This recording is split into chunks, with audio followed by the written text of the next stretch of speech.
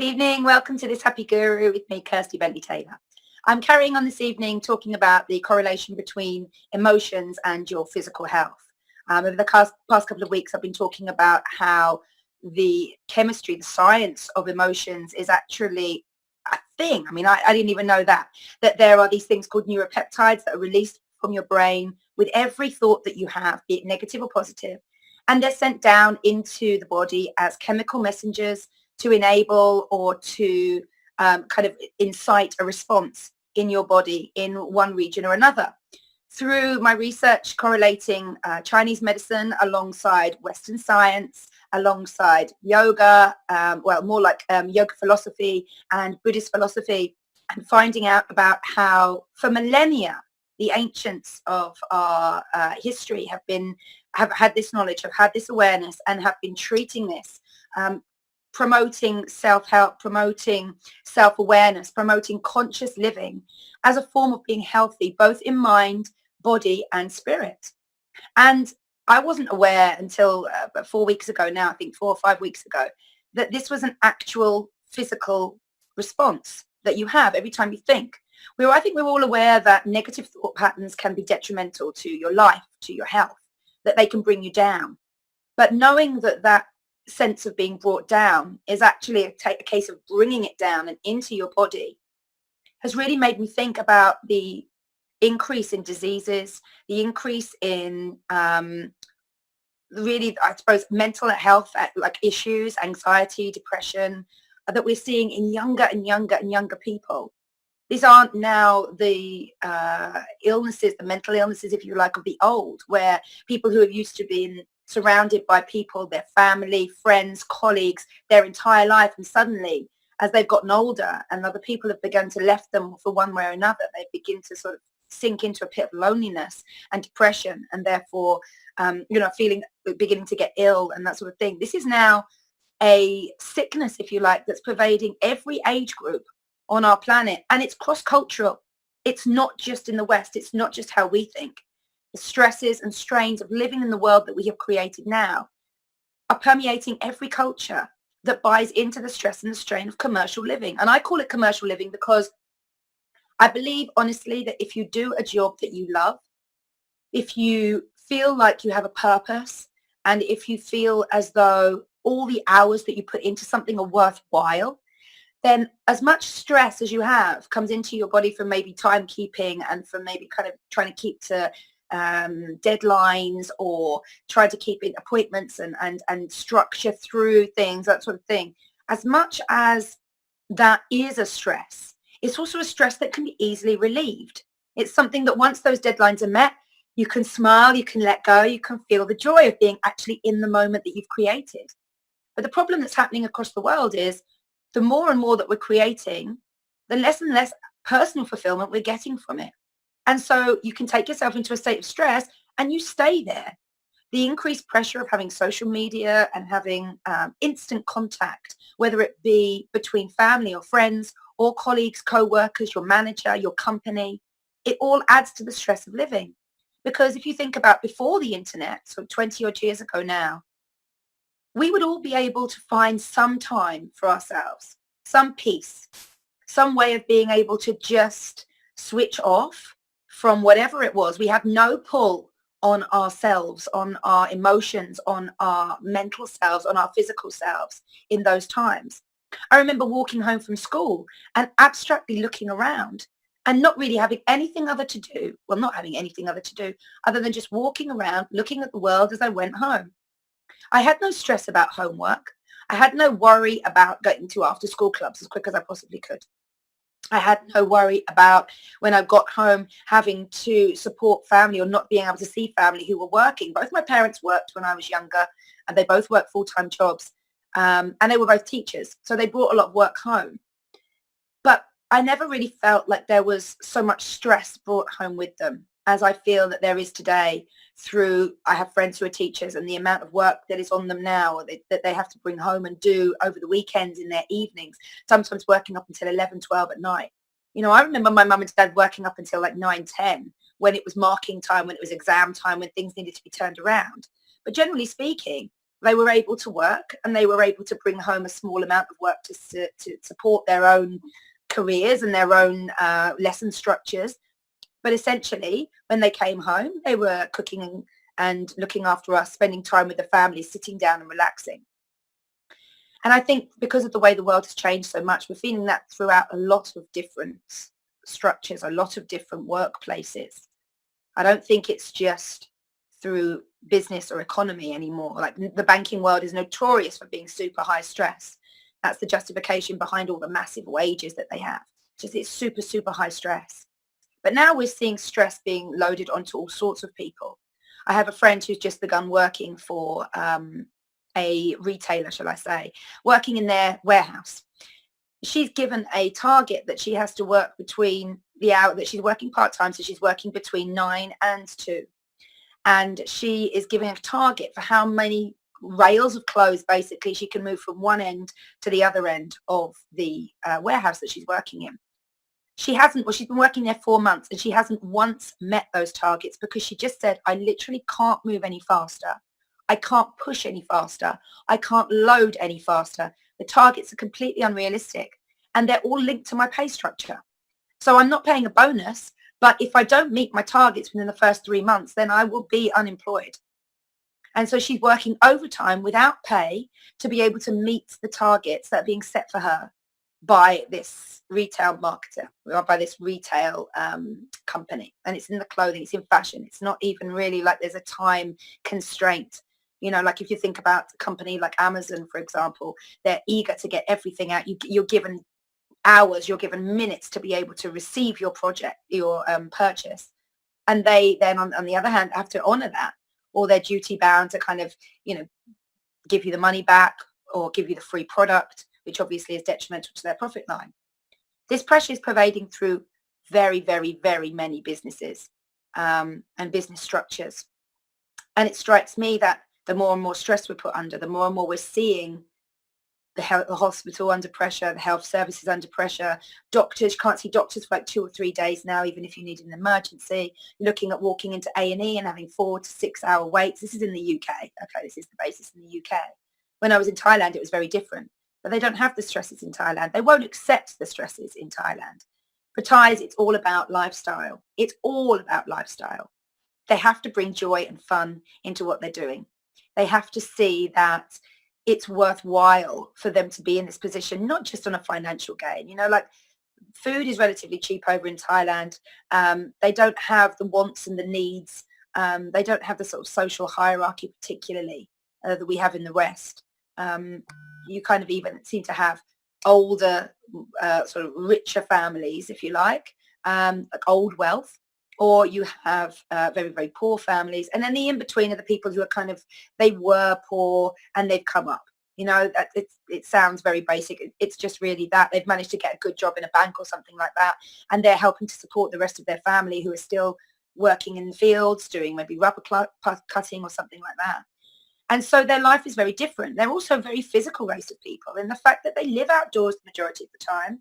They enter into walking around areas and moving around socially. So they're often out and about seeing people, popping out to go and get food. There is home baking and stuff like that going on, but it's just as easy to go and buy. So why not go and be social, drop in and see a friend, go and pick up some lunch, have lunch out in the market, talk to everybody around you. It's a very, very social race. And so all that sort of stuff as well helps to alleviate the stress that they're feeling from their day at work. The more and more I delved into this idea of surely then the emotional stress, the mental stress that we're all under is a direct impact on our physical health and how long we can keep this up for, you know, because eventually people, you know, people are being signed off from work earlier and earlier. They're being signed off for longer and longer. They're being given pharmaceutical sign-offs as well, whereby you are required not to be at work for the length period of a certain drug that you're taking to be able to relieve any one of the number of symptoms that can't be diagnosed through anything simple like your skeletal system, for example, or the diet that you've got, or the lifestyle that you choose to lead. All those sorts of things tend to be quite obvious as to what it is that you've been doing wrong, and these are the repercussions that you're feeling. But stress is like the silent killer. It's the invisible killer. It's in there whether you're showing anybody or not, you know, and a lot of people that I've spoken to, when we talk about stress, they also reflect back to me that it's something that they feel shame for.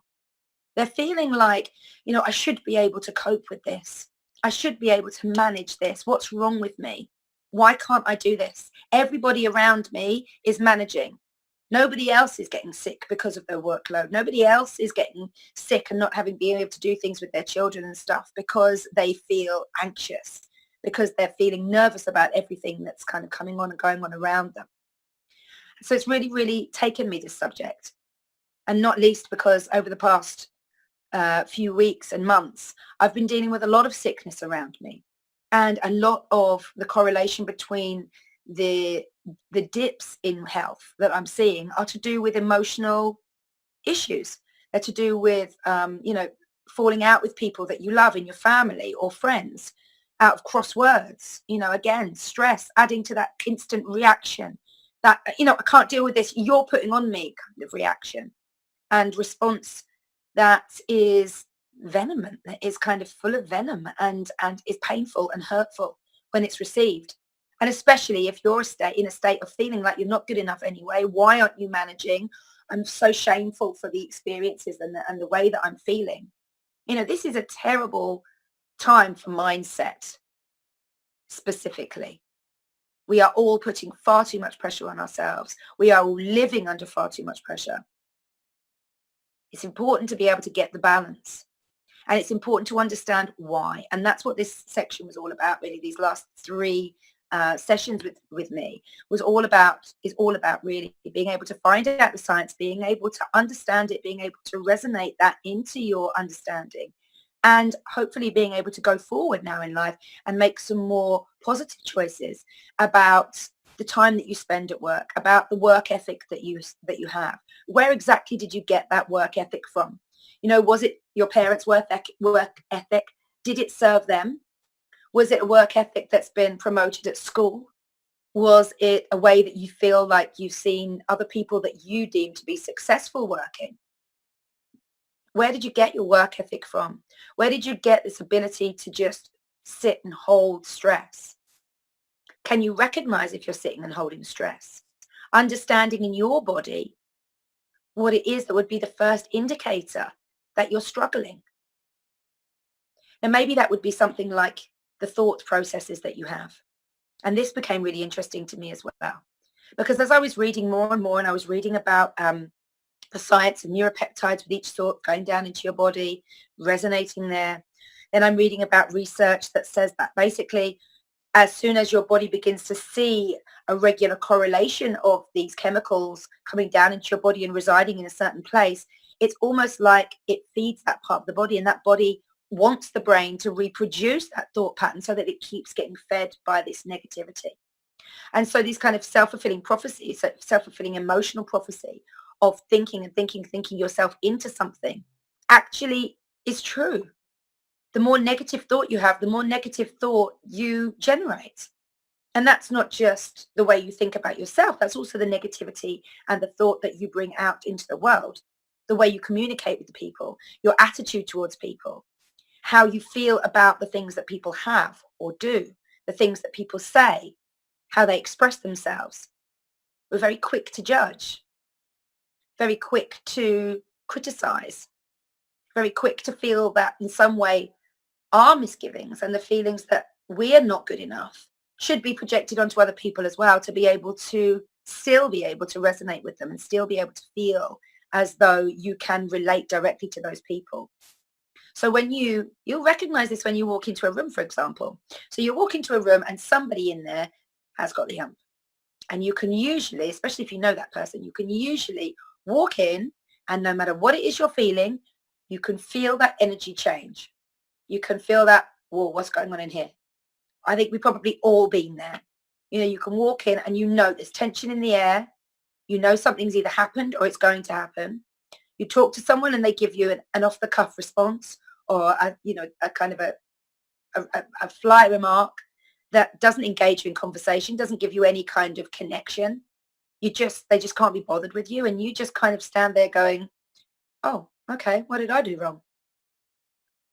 All these thought patterns, all this negative energy that we are emulating from ourselves is connective. It feeds around us. We're surrounded by energy the whole time. So we want that energy to be good energy, not least for our physical health, but also for our mental and emotional health. We want to be dancing through our days. We want to be happiness. We want to have joy in our lives. These are fundamental needs of the human race. And yet, the more and more and more stress that we accept for ourselves, the less likely we are to have that around us.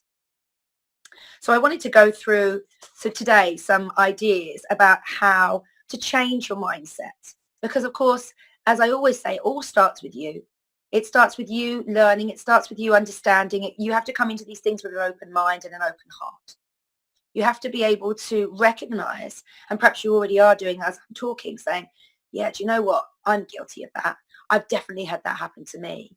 No, absolutely. Sometimes I can't relax after a day of work for about 2 or 3 hours. And in that 2 or 3 hours, I've been making dinner for my family. I've been trying to do the washing up or the homework with the kids. I've been, there's been loads of other stuff that's been on top of me. And I feel like often I'm sinking, that there's too much weight, that it's pushing me further and further down.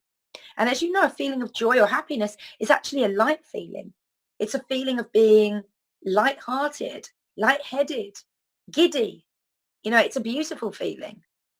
And so the opposite of that is feeling depressed, feeling oppressed. Think about the physical way that you express that. Think about the way that you would carry yourself physically. If you're depressed, you often are slumping because the weight is really on your shoulders. And it's almost like the weight is so much to bear that you're being rounded further and further down.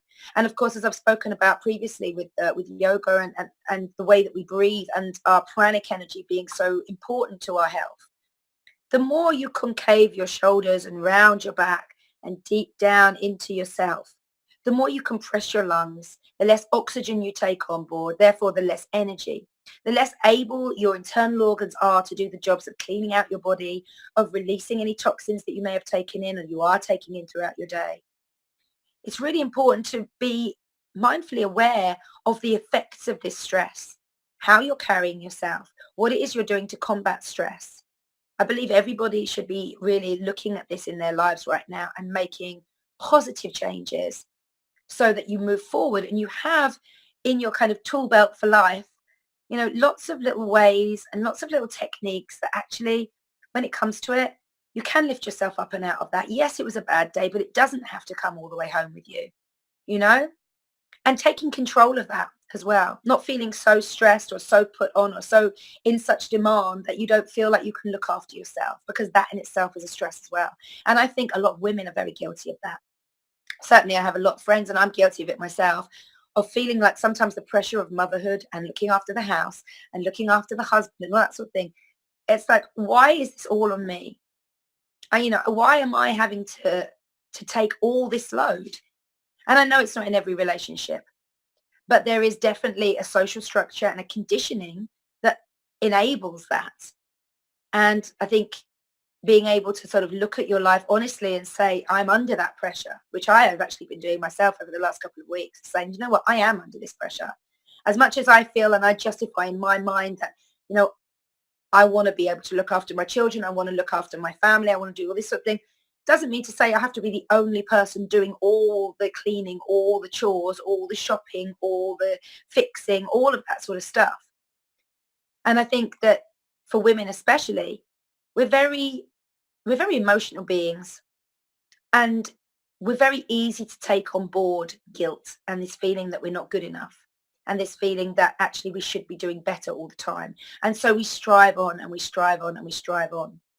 And I think actually take that as that striving, that pushing on, that pushing through. Men are just as guilty as well, because they come to a point when they hate their job.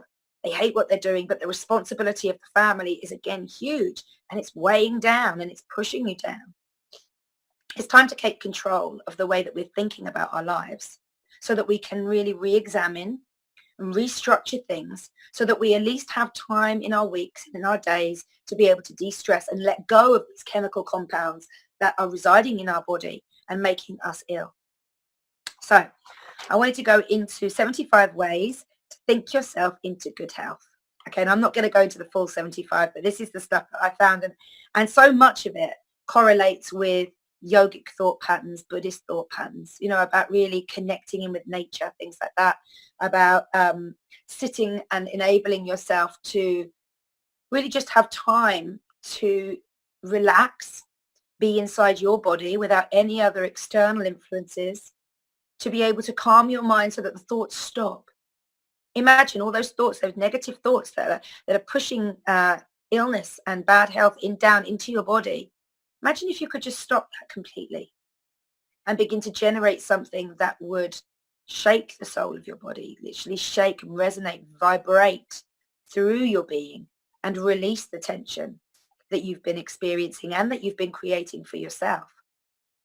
Those sorts of mindsets are the things, those sorts of tools are the things that we need to be able to have in our back pocket every day so that we can use them almost immediately, not have to wait until we get home, not have to wait until it's the end of the day and I've done my dinner and I've had and I'm sitting down and all I can really manage is to sit down in front of the television and have a drink. What about being mindful and present enough in our lives, understanding the need for this, understanding the importance of being able to self-heal throughout the day? And mindfulness seems to be the key. The first thing that you need to do with anything that you're going to change is accept it, recognize it. I talk about there being 5 parts to change. This has been in my personal experience. So 5 parts to change. The first part of the change is recognizing that a change needs to happen. Okay, seeing the need.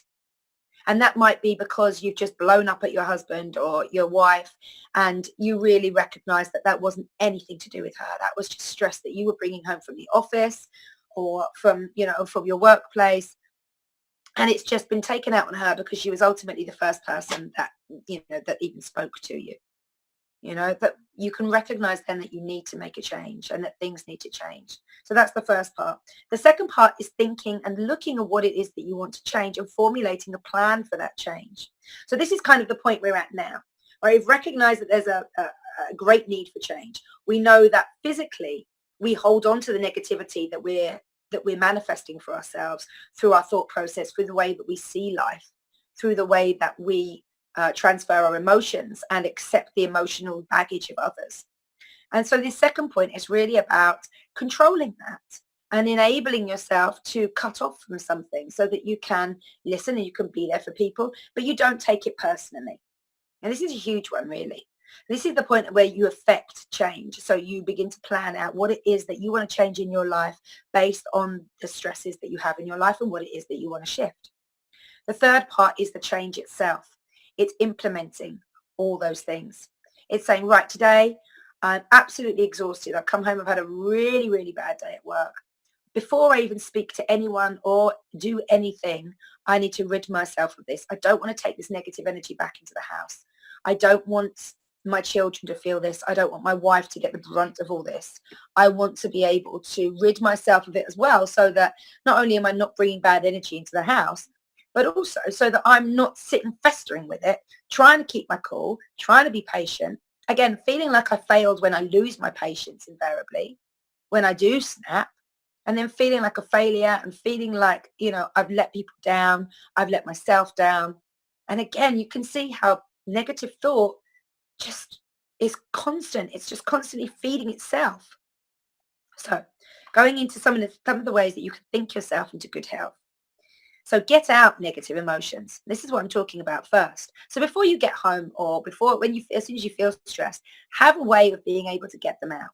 Now, some people will use something like boxing, some sort of strength, where you can actually physically power and push and hit. And that might be a great way of getting rid of something like anger or frustration or a feeling of being unfair. If you look at children, whenever they lash out, it tends to be because they're feeling like they need to assert themselves and show that they're not going to accept that behavior or they're not going to accept what you've told them. So it tends to be like a lashing out. Okay, so something like that, something like boxing or something like that. For people who are suffering more from anxiety and feelings of real high, tight energy, that kind of, that really low vibrating, but quickly vibrating energy that, you might feel in grief, you might feel as anxiety that, gives you a dodgy tummy or makes you feel a little bit sick with the resonance of it. Something like that, I think, is about transferring energy. and moving the energy up and down. It seems to have centered around the solar plexus, the middle of your body, for one reason or another. Now, you can do things like breathing practices as well that will begin to calm that because of the nature of the diaphragm moving up and down. But also something like running is a very good way of being able to get out that nervous, that anxious tension in your stomach and around your stomach. As you run, not only are you moving your legs, but you're also moving and opening your hips. You're moving and opening the top of your torso. You're using your breath up and down, up and down, up and down. But the great thing about running as well is that if you can do it outside, especially, you're able to take on nature. You're able to take deep breaths in. You're really utilizing the young lungs, utilizing the diaphragm, feeling as though you're getting somewhere and you're moving and you're shifting everything. So running can be really, really good for that. As well as running, if you want to take it down, if you feel like actually I'm exhausted with this feeling and I don't have the energy to run, then take it down a notch, bring it down back into yourself, bring it down into your breath and begin to try to relax. So another way, a good way of doing that is a yoga technique called the Ha breath. So the Ha breath is creating a deep resonation within that solar plexus using the diaphragm. So excuse my throat, it's a little bit croaky today, but I'm going to demonstrate how you do this. So you just relax, you sit up tall, make sure you've got plenty of room in your chest and your stomach to be able to breathe and breathe deeply. Then you take a really deep breath in, a yogic breath, filling the middle part, the upper part, and the lower part of your lungs. Our lungs come from just underneath the collarbone to right down underneath the belly, just before the, just underneath the belly line, if you like. So we have a massive, massive space to be able to fill our bodies with air and to be able to use that space to stretch, to push apart the body from the inside and to be able to expel that breath and vibrate through our diaphragm. So this is what the Ha breath is basically all about. Take a deep breath in, place your hands down onto your belly so that you can focus in on the point that you want to release tension. And as you breathe out, you go, ah, and you vibrate the stomach underneath the hands. So let's do that again. Take a deep breath in, ah, and you push it out as much as you can. And the breath comes out and the vibration happens. And you're very much aware of where it is that you're focusing your attention on because you have your hands on your stomach. The next thing down on here is realize that change is possible. So again, as we talk about our 5 parts of change, and we talked about the seeing that we need change, the planning and taking action to facilitate change, the actual change itself. Following on from that, you've got 2 more things. You've got living with the change initially, making sure that you integrate the change into your lives, and then moving forward, living with that change in place. Okay? So realize change is possible. Change is a huge thing. If you know in your heart that you can change whatever's not working for you like that, then you are in a very creative place. And that's a great place to be when you're trying to look at ways of being able to de-stress yourself, being able to change your life so that you can experience a more relaxed vibe, a way of being able to let go of stresses before you take them home. So maybe as I'm walking home from the train station, for example, I might practice this Ha breath. And obviously I wait till, there's nobody around or it's just cars passing me. And then taking a deep breath in and go, ah, as you walk along. And really being able to let everything out, all the frustrations or nervousness and the anxiety, the stress that you brought home. It's a really good way to start. Imagine yourself aging more slowly. This I thought was really interesting. They say you're only as old as you feel. And that can be true if you think young. Visualize yourself aging more slowly and staying healthier longer, and you may have a better chance of actually doing so. So we know that the imagination is a creative source. We know that anything that we think we can achieve. We know that the majority of things that we think we eventually become. All right, this is what we're beginning to learn. So the thoughts are hugely, hugely, hugely important. It's not about just allowing them to kind of go on, and then pulling yourself in when you feel like you might have hit a bit of a wall or you feel like you might be being mean or something like that. This is about training yourself to think in a more positive light, to let go of the judgments that you make on yourself and other people, and to be able to really think about what it is you want and focus on that daily. Now, thinking yourself young or imagining you're aging more slowly is a great example of that. is an example of you visualizing what it is that you really, really want. And if you're really affected by your aging process, then this would be a great one for you, just to sit there calmly and think about the most happy version of yourself that you've been in your life. And, usually that's not kind of when you're really, really young, unless that was the only happy time that you can remember. Usually it's not been, so long ago. And I think that's one of the reasons that we really hold on to our age and we hold on to our idea of youth, because we had so much fun in it. And we recognize that the older we get, the less fun we seem to be having. So as a way of being able to focus on really inviting yourself to age more slowly, start picking up the fun things in life, the things that make you feel alive, the things that make you laugh, the things that bring an energy into your body. See if you can share those with other people as well, so that you get that social aspect, so that you get the ability to be able to share and to be able to chat things through. And that's a really nice sort of take as well, because then you're bringing a social into it, which is another thing that will lift up your spirits. So that's really nice. Accept what comes your way. Now, I think this is perhaps one of the things that I hear most often, is that, well, why did that have to happen to me? Why did I have to go through that? Why can't I find the right man or girl or woman? Why haven't I been able to do this or that or the other? I'm so jealous of you. You've got all of this and I have nothing. Those sorts of comments. So it says there are some things in life that there is no way to change, no matter how much you think about them. Learning to turn your thoughts to acceptance rather than forcing things to change is a big part in maintaining mental and physical health. So you have the ability to be able to create whatever you want. Be mindful of what it is that you are creating.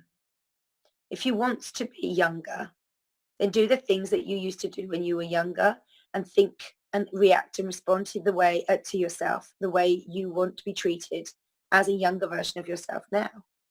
But remember that with youth comes naivety, and with age comes wisdom. So don't let go of too much in the pursuit of youth. Stick to where you are, because there's a reason that we age. There's things that we need to know. There are things that we need to process. And there's a real reason for that. Forgive yourselves. We all make mistakes. We all do things that sometimes can be misconstrued, that weren't intentional, but you've ended up hurting somebody. We go back on our word. We regret things. But it's about really not beating yourself up over it. It's kind of about, again, thinking about, okay, I made that mistake. I've learned from it. That's the important thing, right? Nobody can just learn like that and that's it, job done.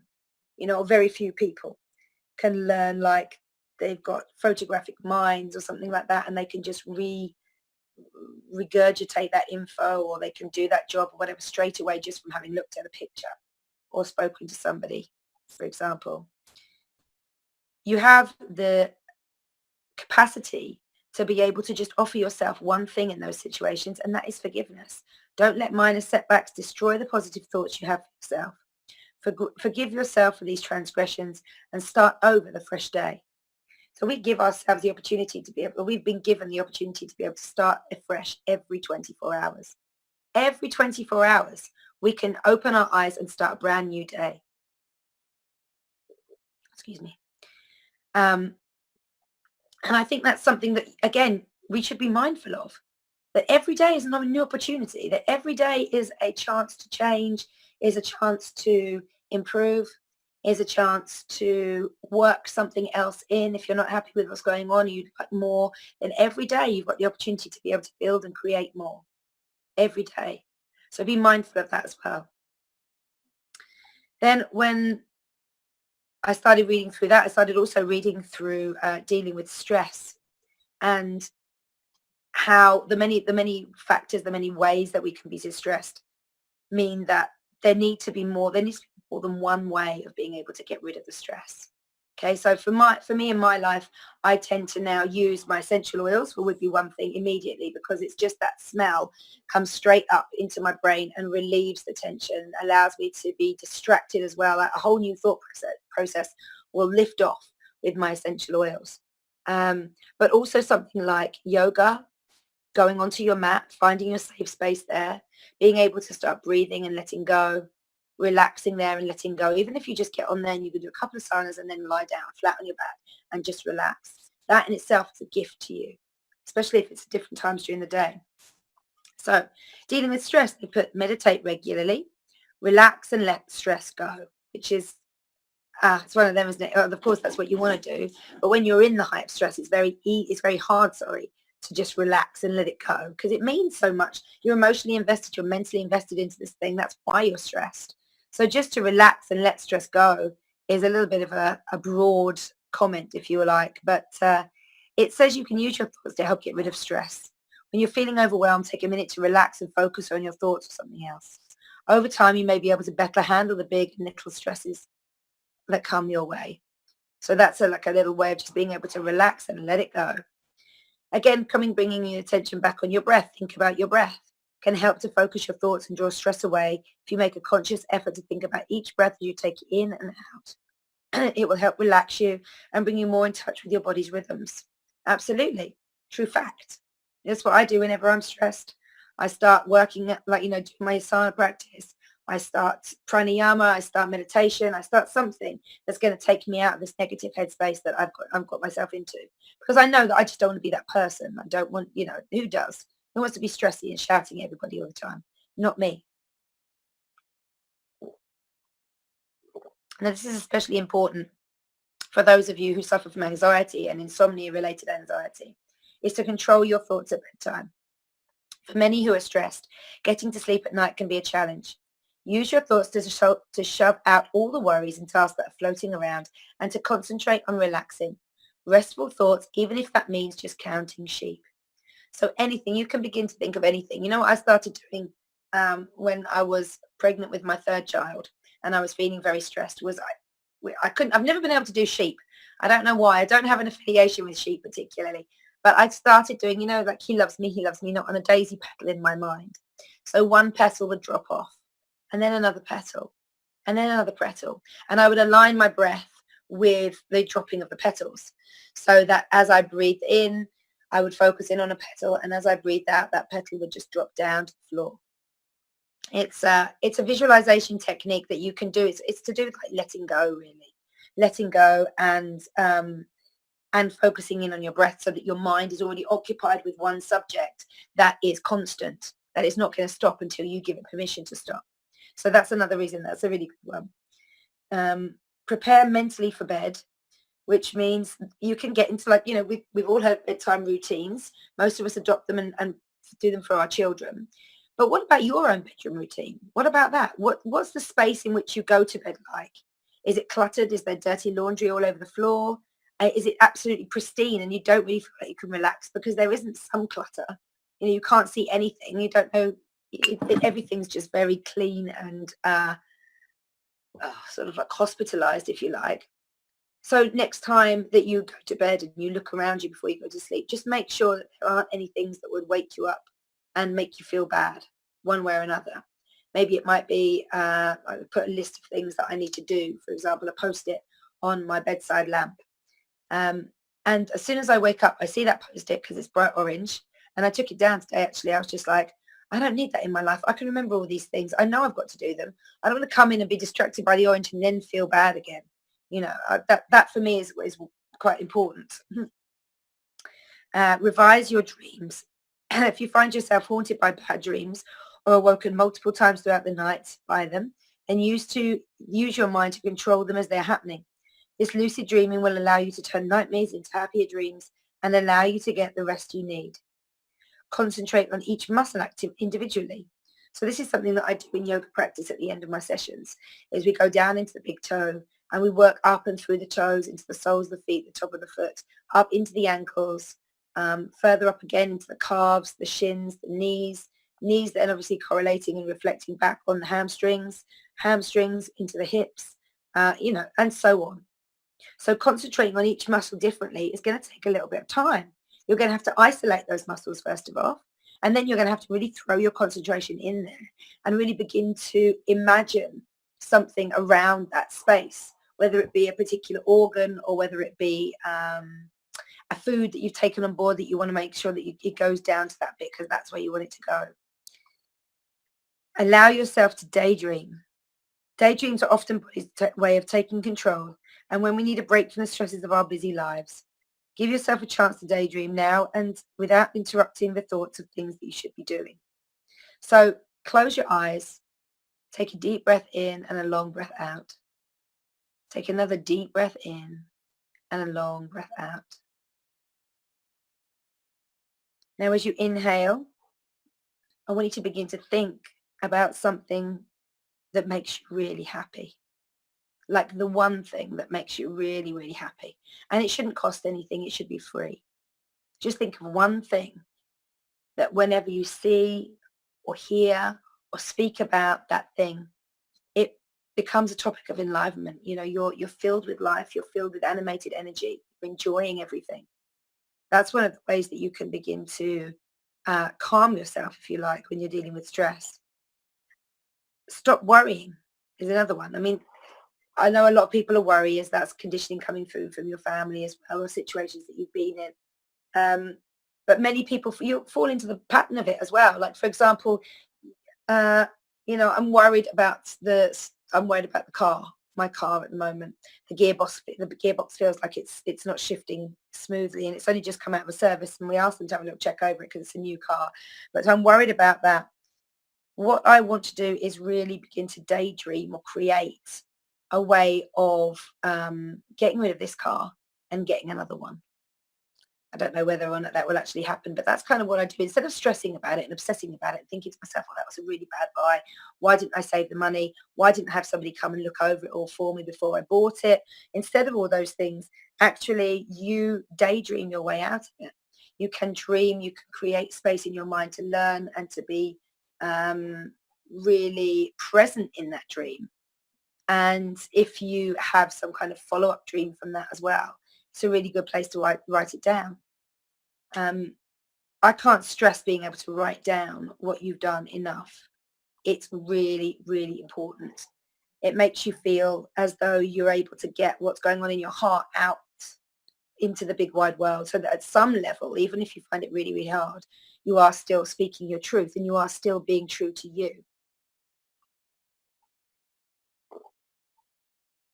Sorry about the tea, but I've got a really bad throat. It's helping to clear a little bit. Setting aside time to work, time to think. With busy lives, it can be hard to find a time just to think, let alone organize your thoughts and prepare for the next day. Give yourself a few minutes each day, whether it's during your commute or before you go to bed, to let your mind wander and think about your future, your relationships, or anything else that it wants. Write in a journal. Well, you know me, I'm a great advocate for journaling. We won't continue on with that one. But write in a journal, write it all down. Get your thoughts out on a piece of paper. You know, amazing. Use color to control your thinking. So that's another thing that you can do, is you can use color to manipulate certain talents, certain abilities that we've come in. You can use them to generate interest and to be able to uh, resonate, be drawn into something. So for example, let me find my chakra thing here. Here we go. Right, here we've got all the different colors of the chakras here. I hope you can see that. Okay, so we start off with the red chakra, which is the root chakra down the bottom here. Moving up the Tisarasana chakra, the Manipura chakra, the solar plexus chakra, Anahata, Vishuddha, which is the throat chakra, Agno, which is the brown, and Sahasrara, which is the crown chakra as well. You can see all the colors there. I took my friends through a great meditation this morning that was based on grounding the chakras into the earth and feeling really grounded, really confident in where you are, really feeling like you've made the right choice in regard to your life. So that's really, really important. Then I went back into dealing with pain and dealing with illness, because I'm treating a lot, or I'm working with a lot of people who have really serious illnesses at the moment. And after our asana, I usually allow around 10, 15 minutes for a bit of like a download, a bit of downtime, so that they can ask me any questions that they've got, but also so that they can reflect back to me how they are, and we can kind of try supporting each other from that after. So one of my clients has multiple different illnesses. And the more and more I talk to her, the more and more I begin to believe that had she not had the life that she's had, did she not have that, if she had she not had that experience, has she not had that rejection and that lack of her self-understanding, it would have been, I think, a lot easier for her. Now, this is something that we can be doing with our children straight away, just learning, accepting, realizing that we are not their control. We are not coaches cheering on at the sidelines. We are parents. We get involved. We get in there. We're like knee deep. We're ankle deep. We're arm deep, if you like, in all the teenage stuff. Okay? So again, do that for yourself as well. Get involved. Make it work for you. Concentrate on getting better. May sound like something that your mother would say, but let's face it, if you're every time you concentrate on something negative, it goes down into your body and resonates there. What about all the positive thoughts you have? Where are they going? Where is that going into? Can the positive fight the negative? Can they knock it off the pedestal? How does that work?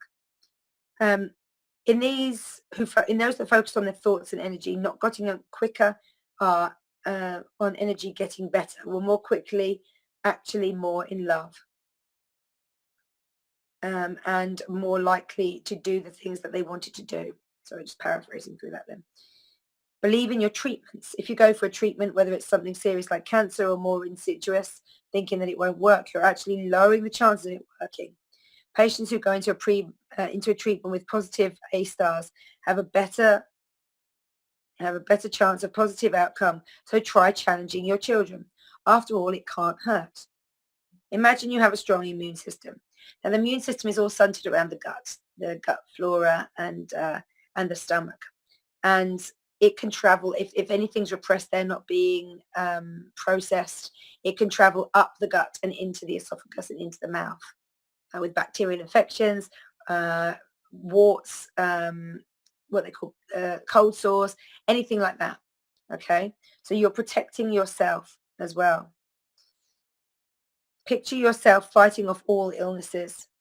Think along these same lines, whether you have a sinus infection or a illness, I can't speak today.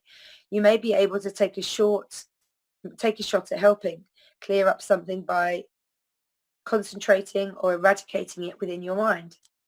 Imagine your mind fighting off the interaction at the bar, and it might just do that. So if you're feeling nervous, if you're feeling anxious about anything, if you're feeling stressed, if you just don't know what to do with yourself, then you can picture your body fighting off intentions. Listen to your body. And this is a huge one. This is one that I'm constantly going over with my yoga practice with my private students, is that you must recognize the importance of breath. You must see that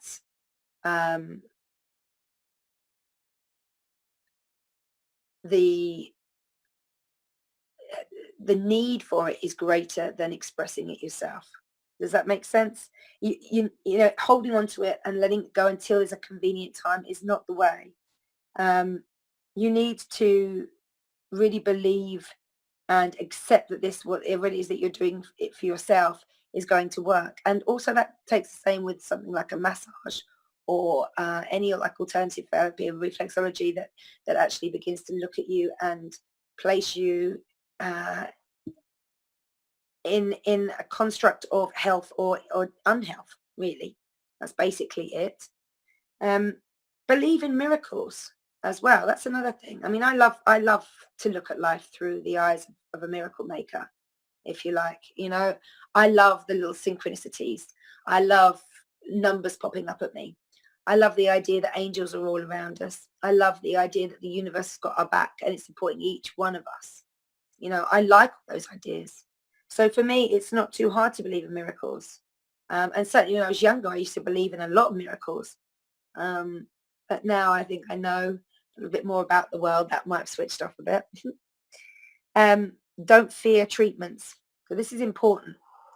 If you go in for medical treatments fearful and scared, you may be causing yourself more of a chance of future complications. Find a doctor you trust and bring along a family member to help keep you calm and in a good state of mind before you go under. So that before you have your injection for the general anesthetic. or before you succumb to taking pharmaceutical drugs or something like that. There are always alternative ways to the stuff that the doctors provide you, always. And as we're seeing throughout all the research and programs about essential oils, about alternative lifestyles, about veganism, about well, even things like yoga and stuff, which is technically quite mainstream, but still, all of those things are growing now.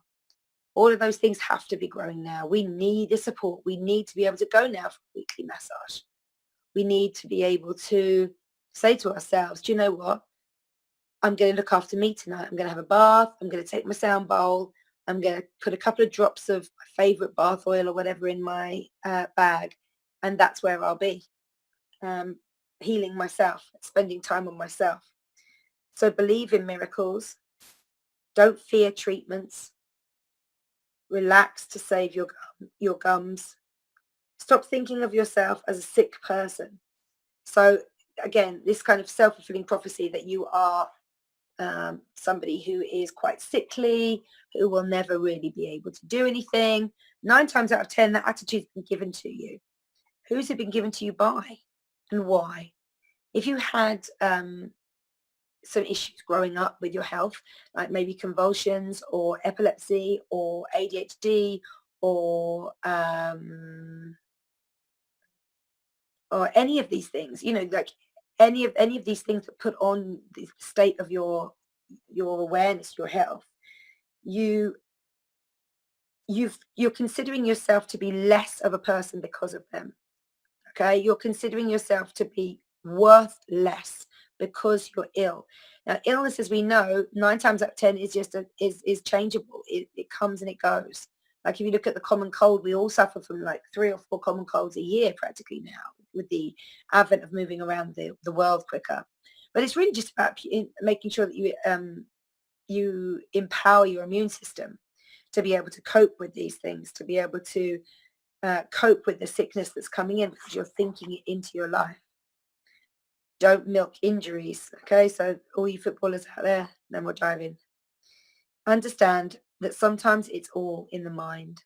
This is something that I'd really love to share with my husband, because I just keep saying to him, he don't talk to me like that. I haven't talked to you about anything like that, love. I haven't given you that tone. I haven't done anything that whatever it is I have said has sparked in him a feeling of defensiveness. And I say to him, okay, let's just let bygones be bygones.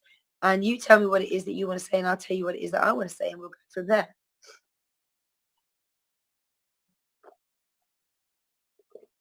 Lolling around in your own sense of injury is going to be one of the worst things that you can do, because you're going to keep thinking about the thing that's got you there. You're going to keep thinking about that area that you're in pain or discomfort with. If you are hurt, don't pretend to be more hurt than you really are. But also, if you are hurt, don't be scared to say anything. Like you must call out to people if you're in that state. Don't place blame for illness. Okay, many patients sabotage their illness to think positively about their illnesses by blaming themselves for getting them in the first place. Feeling that they could have less stress, eaten beer, a number of things to prevent them. While this may or may not be true, it doesn't change the present. Don't wallow in the past. Instead, turn to the thoughts of how you can positively deal with people's presence and make an impact on your future. I think that's pretty self-explanatory. Visualize yourself as dinner. What a place to start. Want to shed a few pounds? Then stop thinking about yourself as a fat person. Visualize yourself as the slim, trim person you want to be.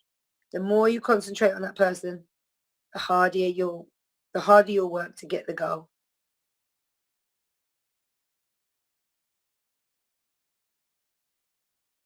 Okay, sorry, I just read that wrong, but it's actually printed like that. The more you concentrate on the person, the harder you'll work to attain that goal. Okay, fitness. Think about exercise. Studies have shown that you may be able to get moderate exercise benefits from just thinking about working out. So if you can't make it to the gym, try conditioning on thinking all the exercises you would have done. While it's no real substitute, it beats thinking about cupcakes and French fries to keep you in shape. get into the right state of mind. If you go into a workout thinking it's going to be terrible and I can't wait for the experience to be over, we'll be miserable and you'll more likely get benefit from it. Change your mindset before you hit the gym and focus on all the good you're doing for yourself by working out, as well as long-term habits that you'll reap or benefits that you'll reap. Think yourself healthy. Imagine yourself as a lazy bum isn't going to motivate your body to be healthy. Sometimes thinking about yourself, happy, healthy person, can be all you take to that getaway. And you can make it quite easily into your reality. The last one, number 67, that was here 68, sorry. Think of the mind body differently. Many people avoid gyms because they do not feel because they feel they're too fat or because they have low self-esteem. Get your mind to start thinking about your body in a positive light, whether you're just starting on the wall, or starting out, or well into a fitness program. When you're happier with the way you look, you're actually likely to make more progress and feel more confident in the day.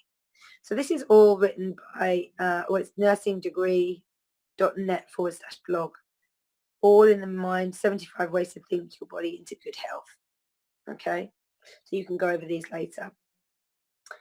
Visualize the future. So this morning I'm doing yesterday I started doing a group in Facebook called Waking the Funk Up. And one of the things I was talking to them yesterday about is really grabbing hold of your own life, of your own future, and going forward like that. So for example, if Marcus wants to take his bike out and go and see a friend, then he needs to remember that he's got to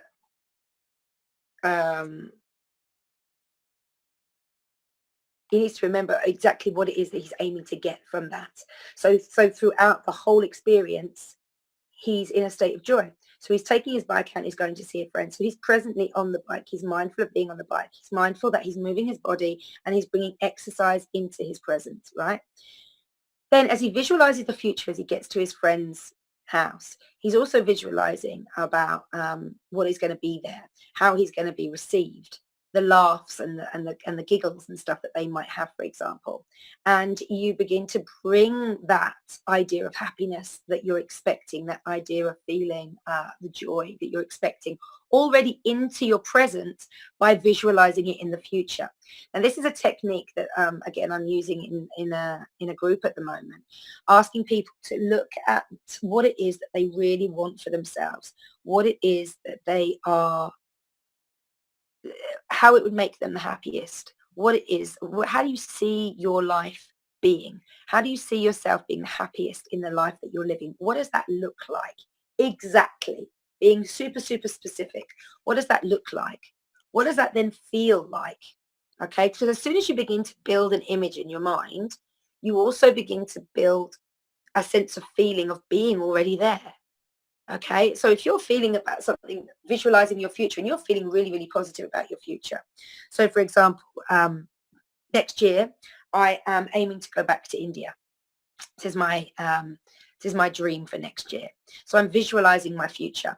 I'm visualizing going back there. I'm visualizing this through the plane ride. I'm visualizing the excitement that I'll feel. When I visualize the whole thing, except intense excitement. So I visualize waking up in the morning, the day I'm going, and being super excited, like feeling that energy buzz, that whole resonation of joy, of anticipation, of excitement, with that little bit of nervousness because, it's a new thing and I'm going on my own. But I know that when I'm going to get there, it's going to be absolutely fabulous. So I can bring all this into that. I know I can visualize myself getting to the airport, and I can visualize myself walking through the departure gates and getting onto my plane and settling in my seat and feeling joy being there, cocooned in the vehicle that is taking me towards my dream. I'm sitting there, I'm comfortable, I'm happy. Honestly, it doesn't even matter what they're going to feed me, because that's not the aim of being there. The aim is that I'm in this vehicle to get myself there. Okay, I'm not, whatever they feed me, whatever movies I watch is just a bonus, and if the food's no good, then the food's no good. What difference? I'm on my way to India, like my favorite food. This is where I'm going to be like eating loads. So it doesn't matter. In fact, if I arrive hungry, even better, right? So then as soon as I'm arriving there, I'm visualizing myself picking my bag up, and that memory of traveling that I did when I was younger in my 20s, of really like throwing my bag on my back and having everything that I need on me, and that being it being sort of almost that free, and walking out into the world and knowing that as soon as I come out of that airport, the heat, the smell, the vibrancy, that kind of realization that you're in a different place in a different culture is going to just hit me. And then I'm going to have to deal with kind of the practicalities. And I will have already thought about the practicalities so that I know where I'm going to go and stay that night before I do the traveling the next day, because I know all my flights start in the morning. I won't arrive there until the afternoon. So I need somewhere to spend the night. So I've started, and I can visualize myself getting into that taxi. And the taxis are really old. They're kind of these old white vehicles, or they were last time I went. And these old white vehicles, and they're all a bit ramshackle. And the guys are all super kind of moving around, and they're super jelly, and they drive like absolute maniacs. And when I first went out there, I was freaked out by how that was. But now I'm excited about going back and having that experience, because I know that as long as you just put your faith in them, that you will get there okay, that you will have and see a million experiences and visual stimuli on the way towards your hotel. And then when you get to your hotel, you will be greeted with beautiful Indian reception, because they really know how to kind of serve and look after you and make you feel at home in their home. And so I will go there and I will arrive and I will feel all these feelings. And just sitting with that, just for that, I've literally taken you there from leaving my house, because I wake up in the morning, to arriving at my hotel. And all that, I can see my path. I can see the visualization of it all. Now, the reality of it is that I will have a different experience when I actually live it, but the point being is that I can generate all that excitement, all that emotion, all that anticipation, and all the fantastic thought processes and patterns that then brings into me. So all the joy and all the happiness and the excitement, those are all the thoughts that I'm thinking. Okay, those are the neuropeptides that are going down into my body now. So it's excitement, it's joy. It's going down into my heart, and it's making my heart feel full. It's not breaking my heart. It's not cracking my heart. It's not making my heart feel heavy. These are positive thoughts. Okay, and visualizing the future like that, whatever it be, and making it the best visualization that you can have. Looking at your life, looking at your future, and visualizing the absolute best for yourself, is what is the first step towards having the best for yourself and allowing that to manifest. Because if you don't believe it can happen, then it won't happen. If you don't believe that you could take yourself to India, then you will never go. If you don't believe that you could get on a plane because of fear or anything like that, then you won't get on that plane. You won't put yourself in that situation. You may be coerced into it. Maybe you can try hypnotherapy or something like that, and that will be able to get you into a space whereby you feel like, actually, I can rationalize what it is that I'm feeling. But it's really, really important when you're visualizing your future to visualize it in a positive sense. Because if all you can do is look into your future and see darkness and see, lack of hope, and that everything's going to go wrong and that it's not going to be any good and all that sort of thing, then that is the energy that you're taking into your life right now. And chances are, if that's the energy that you're putting into your life right now, when you come to get to that future, that's what the energy that would have permeated your whole life up until that point. So even if it is an exciting event, you won't be able to see it because you'll still be low vibe. You'll still be set in that energy, that dark energy, that depressed energy of not being able to visualize a positive future for yourself. It's huge. Things like hope are built on this sort of thing, being able to visualize something is going to get better and it will all be better. That is the whole essence of hope, right? That is, and we have to have hope. We have to know that it's going to be okay in the end, no matter what. And I think this is one of the fears of dying as well. So many people have a fear of dying. And since I reconciled my conditioned self with my soul self, I haven't been scared of dying because I know that I'm in one lifetime here. And I know that I've been in others before and that I will be in others again. And so now I don't have a fear of dying at all. In fact, to the point where facing death for me in other people, when I lose somebody, for example, it's become a whole different ball game. It's become a letting go of the relationship rather than the actual person. Because I still believe that I'll see that person again. I still believe that I've had that person in my life before, perhaps, and I'll have them again. I believe in the impact that that person's had in on my life and the way that I have responded and the way that my life has gone based on what they've brought into my life. So it's the relationship that I begin to miss because they're just not there anymore, rather than the whole feeling of I'm never going to see this person again. I'm never going to feel that love again.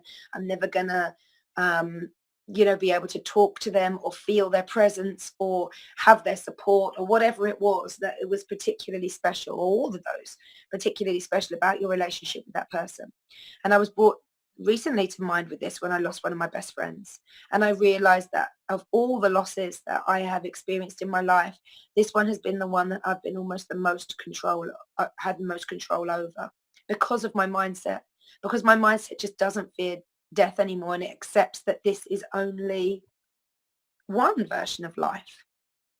This is only what I'm experiencing right here, right now. And all the research and all the uh, learning that I do enables me to rationalize that and to say, okay, but you'll never see her again. No, I won't see her again. But you know what? If I want to talk to her, I can sit here pretty much like I'm talking to you now. And I can talk to her and I can tell her what I've been feeling and how I've been missing her and all those sorts of things. And maybe the tears will flow because it's an emotional response. And maybe I will feel sad for a moment afterwards because I recognize again how much I miss her, but it won't break me because I know she'd been there sitting talking to me as well, or giving me back info, supporting me anyway, because she's left that energy with me through all the time that we spent together and through the friendship and the relationship that we had, which is a lovely thing. It's very comforting. And I think, again, this is why, as being such a social creature, and I'm very mindful that I'm a social creature, it's important that we don't spend too much time on our own in times like this, that we have people around us that we can feed into other people's lives and that they can feed into ours and be able to support one another through this sort of stuff. It's important. It's the times when you're on your own that you most feel these things, and yet still turning around and talking to her. And even if I was on my own, feeling like I needed a chat, stuff's going wrong. Just sitting down there and visualizing her being there with me as well. When I visualize her, I visualize the laughs, the jokes, the witty comments, the smile, the bustling around making tea, sitting down, tucked herself up, listening, understanding me, really being able to connect.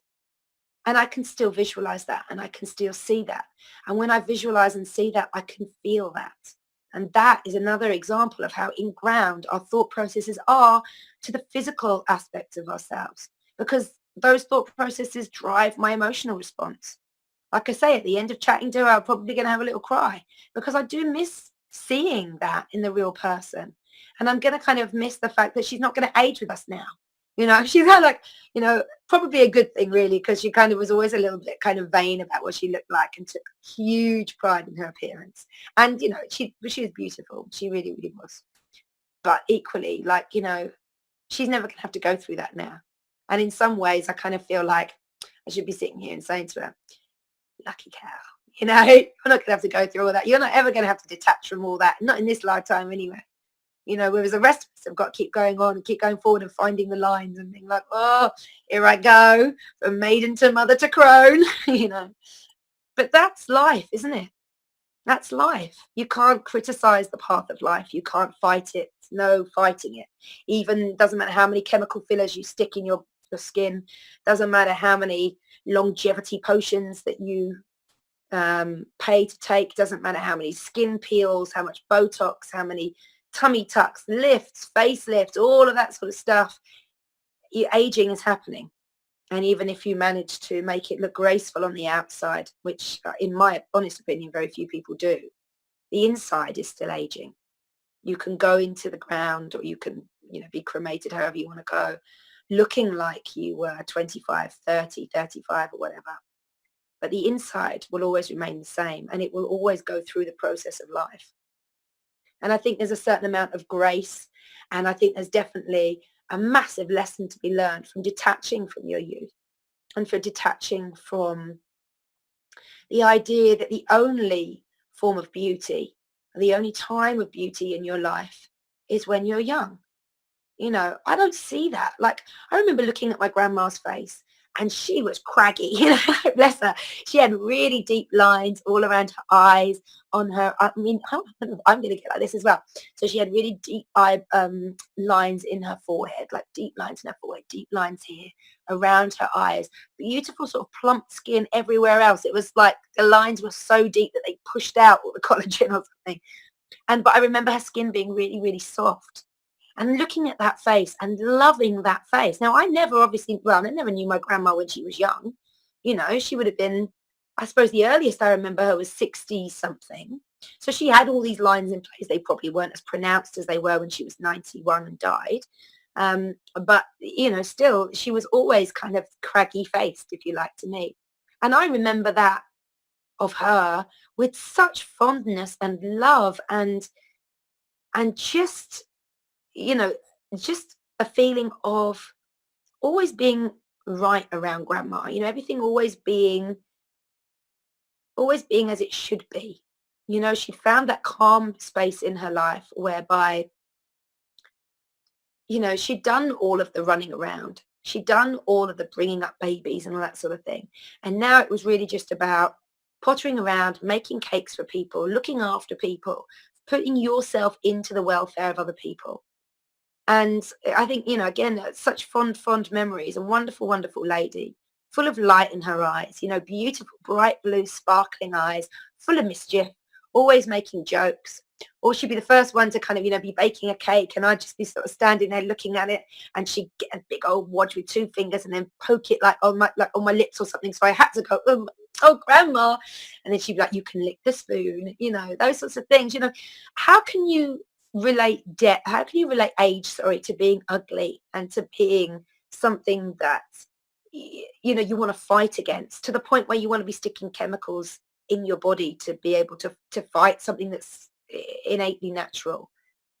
Own it. My grandma owned it, and she was a source of life and light until the day that she died.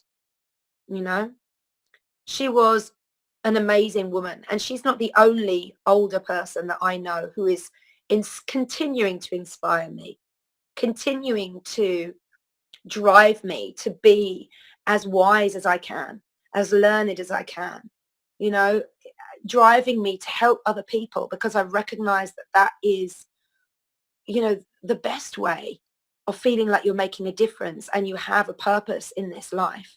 As soon as you lose a purpose, or you don't feel like you're worth anything, or that you could just be dispensed with, that's a huge blow to your heart, a huge blow to your soul. That's the one thing we're kind of always really looking for. But those thought processes that look at yourself, because the thing with aging is we all look in the mirror so many times. Like, I mean, I've purposefully not got that many mirrors around my house. My mother-in-law kills me. Whenever she comes, she's just like, you've not got one full-length mirror in the house. She wants to be able to check the whole of herself out. And she's not particularly vain or anything. I think she just wants to check that she hasn't got like her top tucked into her knickers or anything like that. But she's very much, we've got, I think I've got in the whole house, I've probably got 4 mirrors. One of them is a small mirror about that sort of size as well, so you can just literally see your face, you can't see yourself. Then I've got another mirror that is quite up high, so again, you can only just see your face. I can only see about that much of my face because I'm so short. And then a mirror that takes in from my body when I stand up, just below my hips, I suppose, and up just above my head. And the other one is a little round one that goes in the bathroom. 4 mirrors. I'm not, why be obsessed with what you look like? As long as your teeth are brushed, your hair's brushed, you're going out looking presentable. The world is going to throw what it's going to throw at you. I used to be a little bit different to that, to be fair. I used to be very mindful of the way that I looked. I was quite conscious of the way my hair looked. I've, had curly hair for a while, and I was always kind of like, oh, scrunching it to make it, because I've got this band of straight hair that goes all the way around my scalp, and then in the centre bit here, it's just really, really curly. I don't know if you can see. That's really, really curly here, and then these bits of the hair are straight. So I would always be just like scrunch, scrunch, scrunch, put on product, spend hours with a diffuser, all that sort of thing. And then you go outside the front door, the wind comes and it's all over the place. And by the time I've just got in the car, everything's been straightened out, and it will be the way it's going to be, form of detachment. Let go of the idea that you can print and like put yourself into this form of perfection. There's no need to be perfect. Nobody's perfect. And in all honesty, I don't know if anybody's really expecting anyone else to be. I think that's why sometimes we're so blown away by images that we see of people who look so stunningly beautiful, and then it makes us feel better when they've been photoshopped. Because you just think to yourself, how can that person look so perfect? And there's kind of a detachment from yourself to their self, because somewhere in here you recognize that nobody's perfect. So you just detach from that thinking, how is that? And then I suppose the judgments and the critical thought comes in. You start thinking about, like I say, like, but she must have had a Botox, or she must have had fillers, or she must have had a facelift, or something like this. I bet she's straightened her hair. I bet she's dyed her hair. I bet she has this done and that done, and all those sorts of things, justifying this image that you've seen of this woman that it feels strange to you when you look at a picture of her, because she looks so tailored, so manicured. I think, if you do that when you look at a picture of someone, you sort of distance yourself. Then how about when you meet somebody like that in real life? Surely they're going to feel like they're not real, like they're not really, like a normal person, if you like. I don't know anyone like that. I know plenty of people who have had work done to their bodies, their face, all that sort of stuff. I would say majority of the time, most of those people, I prefer looking the way they looked before. Maybe that's because I don't really, obviously I wouldn't be doing a talk on all this sort of stuff if I agreed with putting things like that in your body. I don't, not for the sake of vanity, not for the sake of fighting against something that's absolutely natural. Don't do it to yourself. Save that headspace. Calm yourself down, release all that.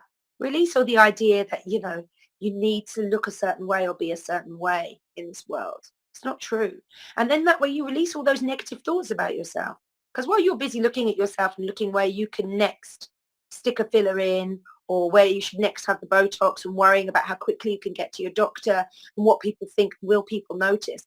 All of those negative thoughts, all of that nervousness, all of that anxiety is resonating from your mind down into your body and getting stuck in other parts of your body. It's getting stuck in places like your heart, for example, and around your heart chakra, where you're just not showing yourself self-love. You're showing yourself self-loathing. And it's getting stuck around this area. Now, as the increase in the pressure becomes unbelievable, really, on women to look a certain way, like Instagram is full, jam-packed full of images that have been adjusted. Right? Instagram is one of the most used social media applications that we use on this planet. And yet, pretty much, I would hasten a guess to say that at least 98% of the photos that I see on Instagram have been adjusted in one way or another. The idea that the reality is not perfect enough is pervading our whole society, our whole world, our whole species. We're dressing up before we get on camera. We're making ourselves the best we can be, because God forbid we should look like the normal people that we are. It doesn't sit well with me. It's not a truth. When I was 24, I had my first tattoo. Chinese symbol, means truth, honest, and sincere. It stood out to me. I was looking along the wall, all the things. I went to have a tattoo done with my friend.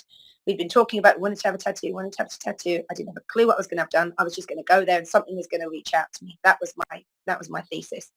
So I went in there and I looked across the wall. And this tiny little Chinese symbol is literally that big on my side there, just stood out for me. And I really liked it. And I was like, oh, I like it. It looks a bit like a home. It's kind of like a bit like that. Then two bits come down a bit like that, and then a little thing underneath. I thought it's nice. It's like a little house on legs or something like that. Had no meaning or anything like that underneath, but I said to the guy, I want that one, please. Okay, great. So he got out his big book of tattoo signs. And I said to him, what, what's the meaning? What does it actually mean? I'd quite like to know that it doesn't just say, I don't know, chicken fried rice or something like that. And he said, oh, no, it's a Chinese symbol for truth, honest and sincere. And that really jumped out at me as being the way that I communicate. I'm truthful, I'm honest, and I'm sincere. And I believe that if you are truthful with yourself and you're honest about how you live and the person that you are, and you're sincere enough to put that out there, that you will also inspire, educate, change other people to do the same.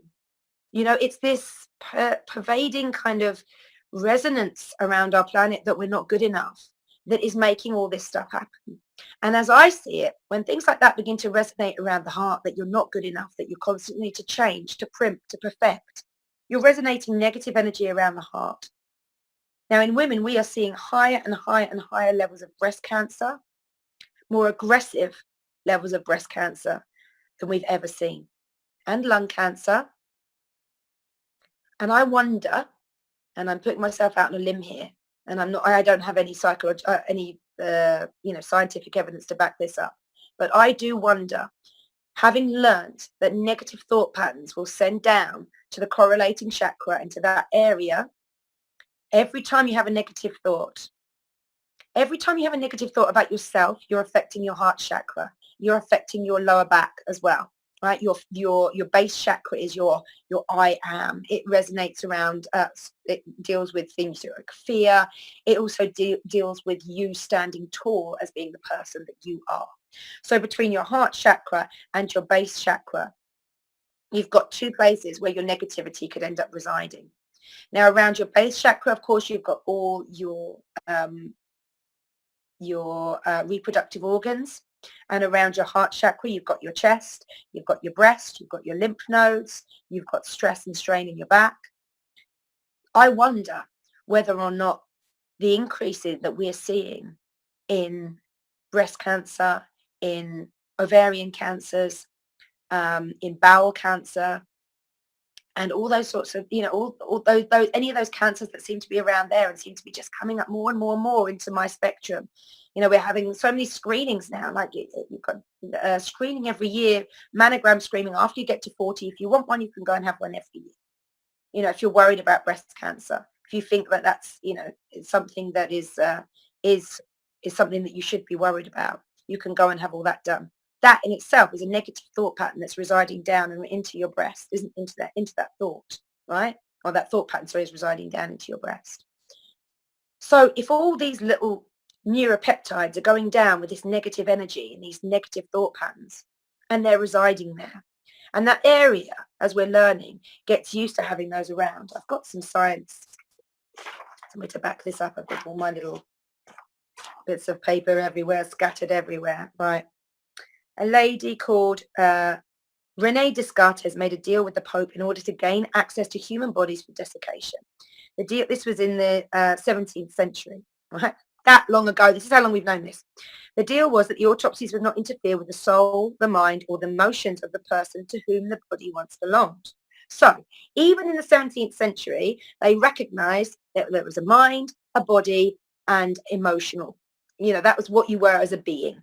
And if she was talking to the Pope, there was obviously that spiritual self as well. Okay, so I think we can take a set that in the 17th century, they were looking at bodies. They knew that the physicality and the self body of each human being had these things in them.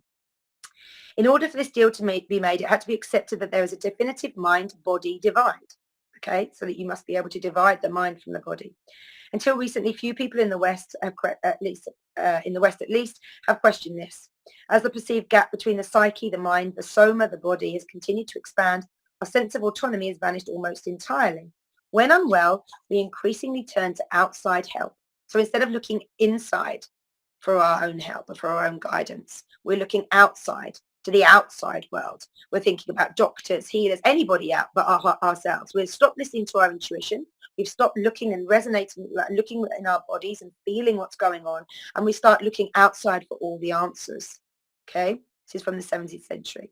Rather than wondering how we can actually assist ourselves. I believe as a result of this, we've gradually lost touch with our natural connection and command of our bodies. And having worked with hundreds of clients who recognize a psychological component to their physical symptoms, I wholeheartedly believe that successful treatment of many physical problems must include some emotional work to reconnect the body and the mind. Okay, so this is then. In her book, Molecules of Emotions, neuroscience Candice Pert describes how some groundbreaking discoveries over the last 40 years have led scientific understanding of the psychosomatic way from its stubborn adherence to the Cartesian model. In a nutshell, after discovering the opiate receptor in the early 1970s, Pert went to work to demonstrate the physical existence of human emotions in the body. So this is the lady who said about the neuropeptides coming down and resonating within the cell.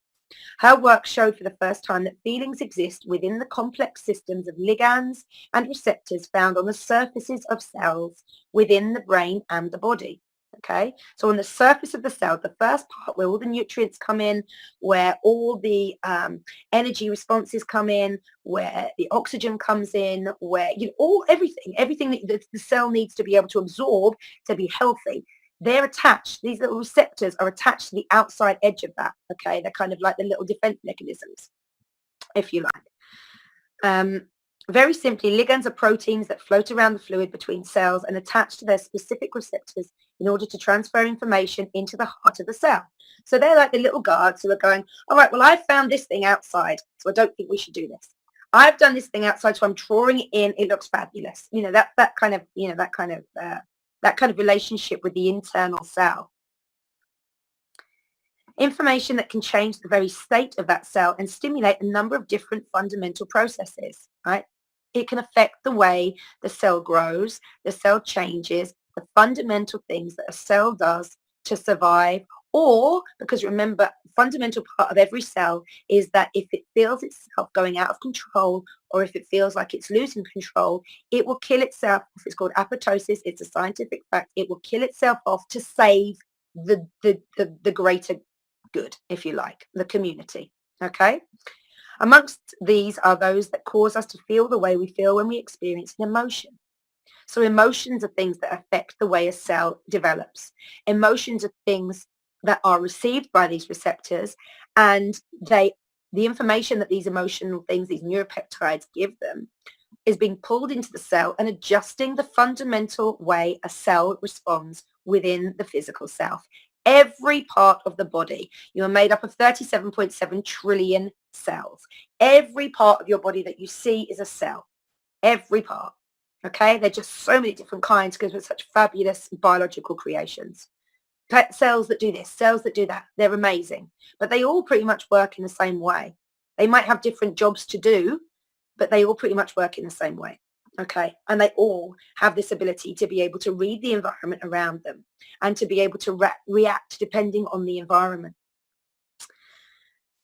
It should be mentioned here that the primary function of an emotion is to get us to act, hence the word emotion, which has its root in the French word émouvoir, which means to stir up. Okay, so to move. Our emotional responses are absolutely critical to our ability to make even the most basic of decisions. Okay, the majority of your thoughts are affected by your emotions, because your emotions are one of the things that help you perceive the world and transfer the relative response back into your body to be able to make a physical decision, an emotional decision, a mental decision that will benefit you, that will remain in your belief systems, that will remain within your conditioned systems of your upbringing, of your schooling, of all of those sorts of things. I mean, it's literally fascinating.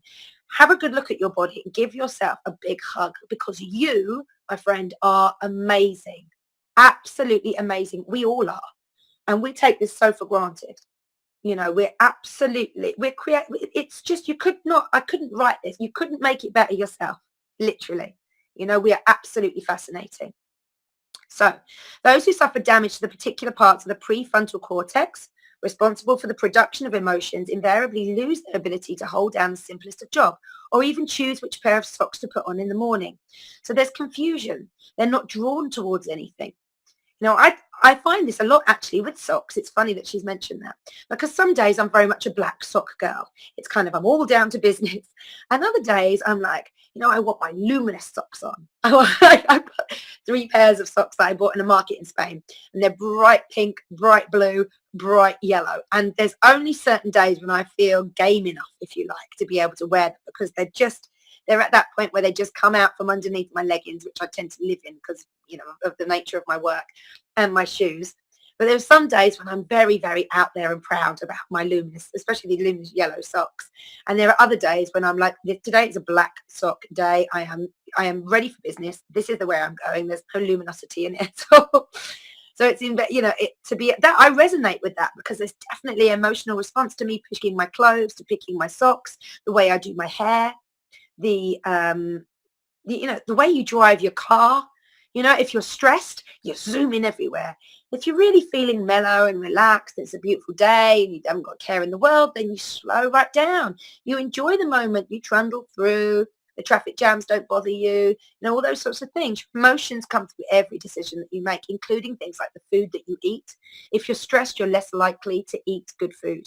If you are cooking food for friends and family and really making that food with love, you know, that food will taste amazing. You will put effort into it. You will enjoy it. It will be a creative project for you that you really get involved with. You know, you can see where I'm coming from here. There's no disputing for me that your emotions play a massive part in every decision that you make. So this is an understanding that already puts into question the more traditional Western model of emotion as a feminine inconvenience. Pert's work on the molecular existence of emotion led her to theorize that not only are the body and mind linked, they are actually the same thing. Mind doesn't dominate body, it becomes body. Body and mind are one. The body is the actual outward manifestation in physical space of the mind. Again, I wholeheartedly just agree with that statement. Absolutely. Absolutely. If someone's in disarray with their mind, then you'll be able to see it somewhere on their body, whether it be the anxiety in their eyes, whether it be the tense that you can see across their forehead, whether they are beginning to move physically different. Equally, again, if somebody's in love, you can see that they are emanating joy from their heart, from their chest feels wide, their face feels light, they're having a laugh, you know, everything's lightened, everything's jolly, there's a lot of movement, all those sorts of things, you know. And, you know, I think we've all probably been in both of those states. Most of us have been in love. Most of us have been like supremely stressed. And you recognize that you enjoy to be in love much more than you enjoy to be supremely stressed. And it's not least because it affects all the other things that are going on in your life, starting with the way that you project yourself out to the world. And you're conscious of that. So, for example, you've put on a stone. You're feeling really bad about yourself. What's the first thing that you do? You get out the black clothes, you get out the clothes that don't cling, that hang, that just drape over you and basically shroud your existence because you're feeling shame, you're feeling guilt, you're feeling unworthy, you're feeling self-loathing, you're feeling all of these things, right? If you don't care about how you look, then you won't care about the clothes that you put on. You know, if you have that freedom of your mind where you're like, do you know what? I eat what I eat because I love eating and I love what, you know, I don't care about it. I just love the whole process of it. It makes me happy. I feel joyful. And in all honesty, to be able to eat the things that I love to eat and to be able to have those experiences through the day mean more to me than what I look like in clothes that are designed by people who don't have my body shape in mind. Okay? It's a mindset thing. It's always a mindset thing. So, placebo, nocebo. However, Pert's molecules of emotion were not the only convincer needed for the scientific community to begin giving some credence to the discussion of the mind's deeper connection to the matter that makes up our physical body. The placebo effect highlights some of the most compelling evidence for the mind-body connection, not least because of its measurability. It's common knowledge that a patient's expectation regarding effectiveness of a treatment can dramatically change the outcome of its administration. In his book, Placebo Effects, Fabrizio Benedetti explains the various different mechanisms by which placebo and nocebo, placebo's negative counterpart, effects can function. The results can be so powerful that all manner of illnesses and diseases from warts to cancer have been known to heal or indeed develop after nothing more than the swallowing of a sugar pill or having an injection of saline solution. Right? You think you're having something that's going to work inside your body.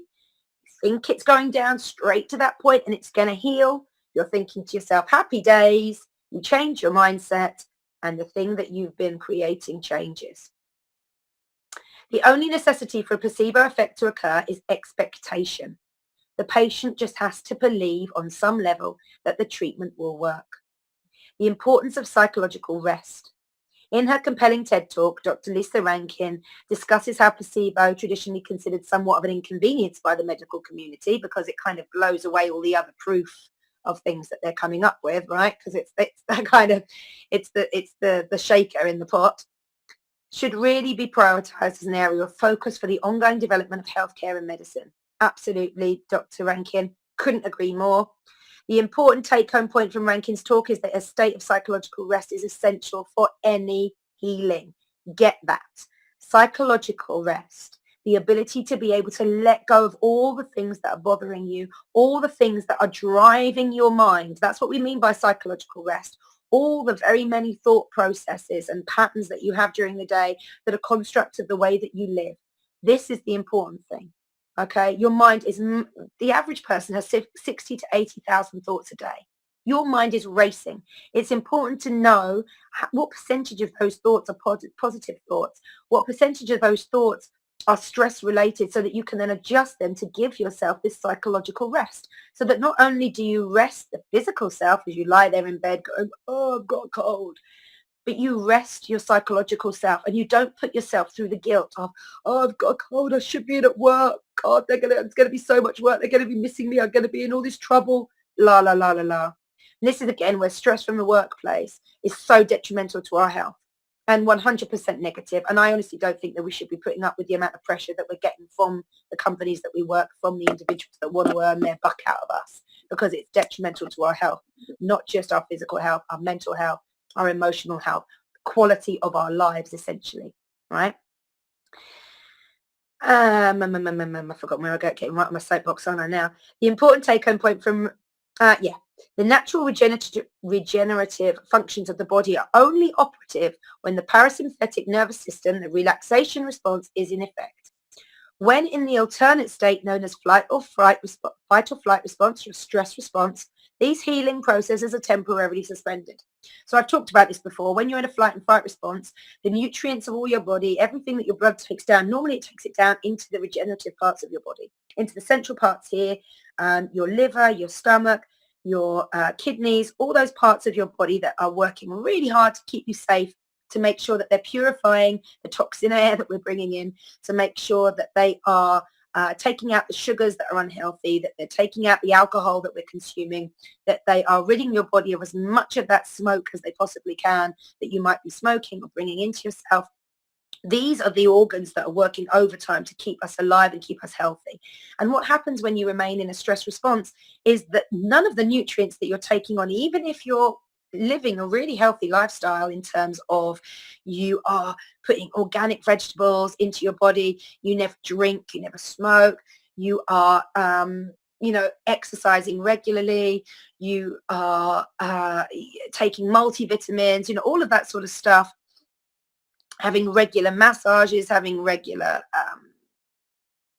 I don't know, I'm thinking, but all the stuff that we do to keep ourselves well, right?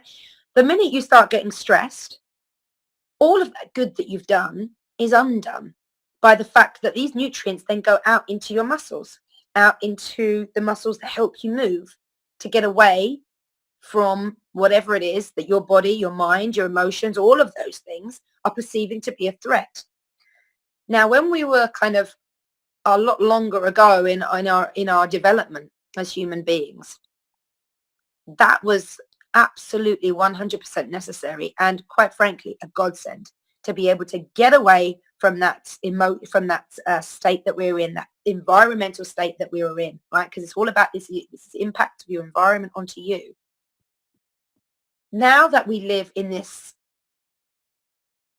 state of constant pressure, constant wanting approval, constantly stressed by work ethic, by pressure on work, by commitment to work, all of the mindsets that we're having drummed into us, that we're having demonstrated around us, those sorts of things, there is very little relief from stress, very little.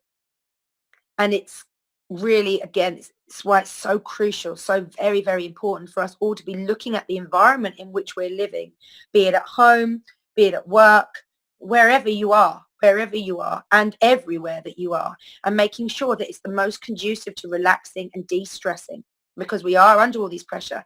Turning off your phone, cutting yourself off from the social networks. Turn off your phone. You don't have to take a phone call. Someone calls you at 9 o'clock at night and have to take that call, especially if it's not work. My husband always argues. He's a business owner. And he's built his business up since he was like 23, 24, something like that. And he's always worked in the industry that he's in. And he always says to me, I say to him, why are you answering a call at 9, half 9 at night? And this is his work ethic.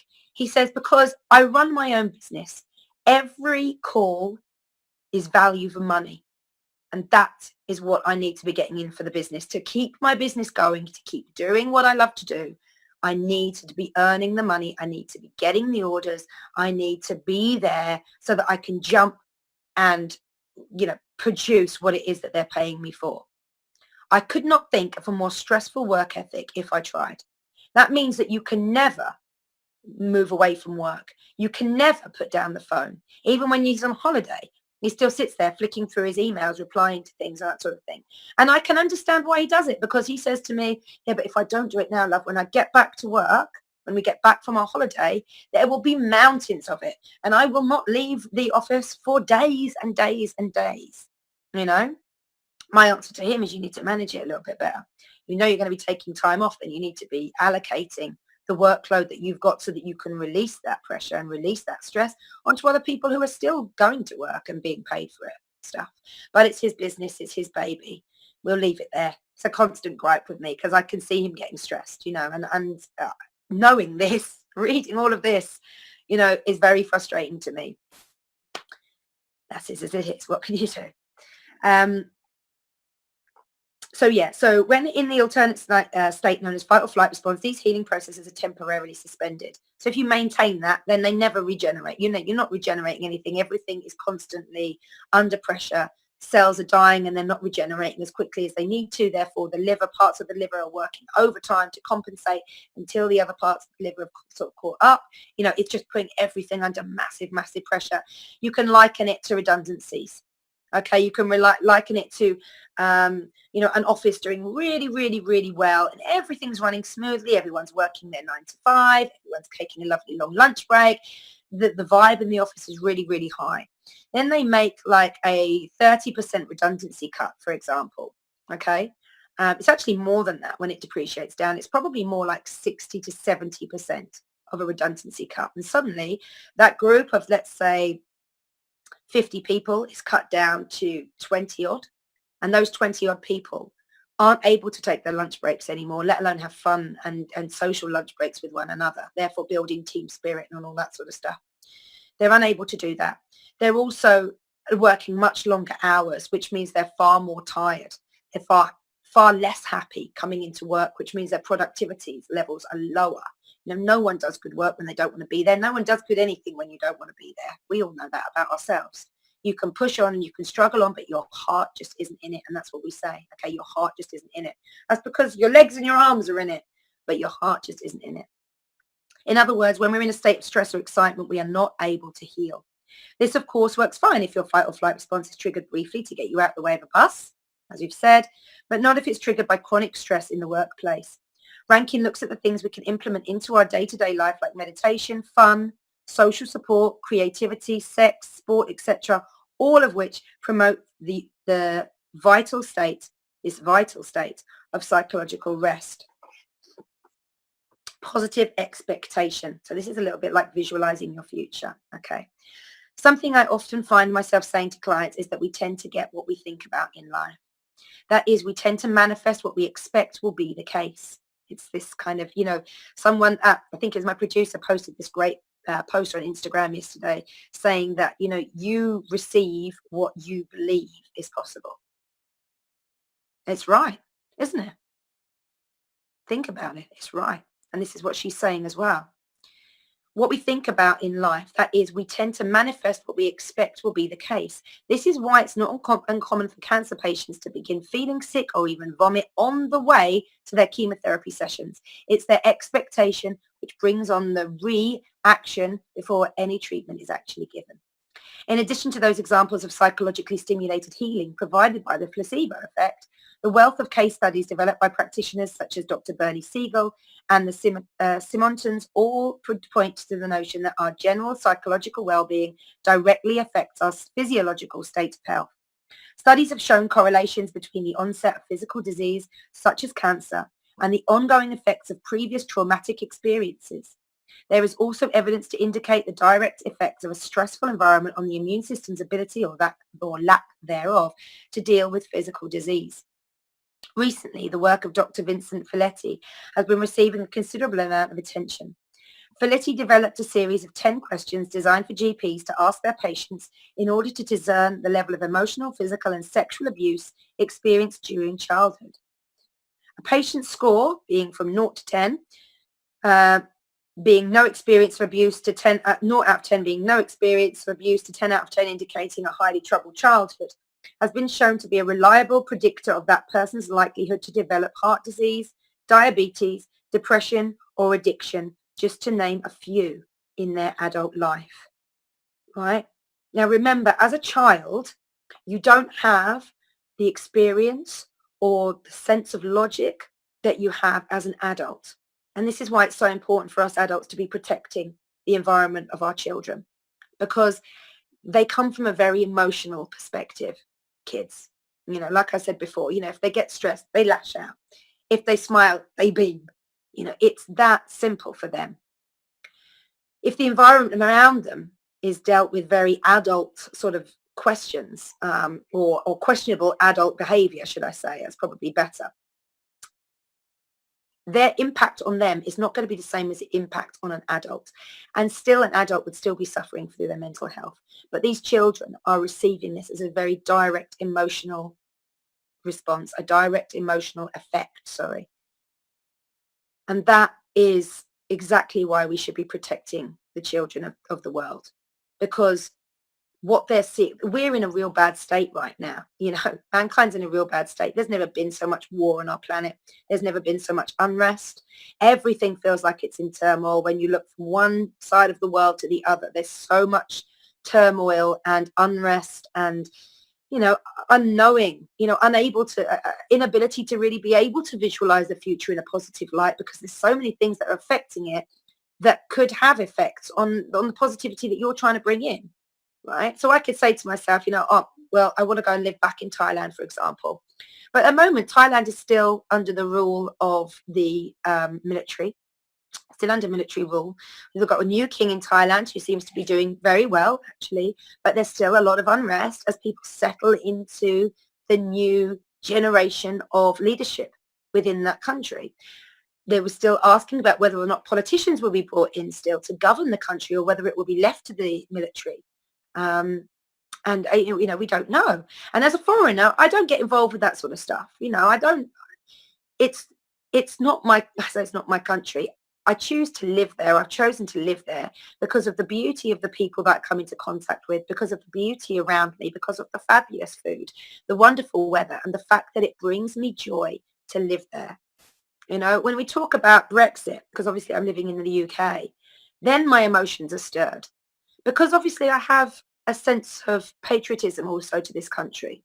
I feel saddened that there is so much stress and negativity in this country, especially having come from a country that doesn't have quite so much stress and negativity in it. When you look at somebody and they smile back quite happily, whether they be on a motorbike passing you by, or whether or not you just allow someone to pass in front of you, or you're talking to somebody in a shop, something, you are guaranteed a smile.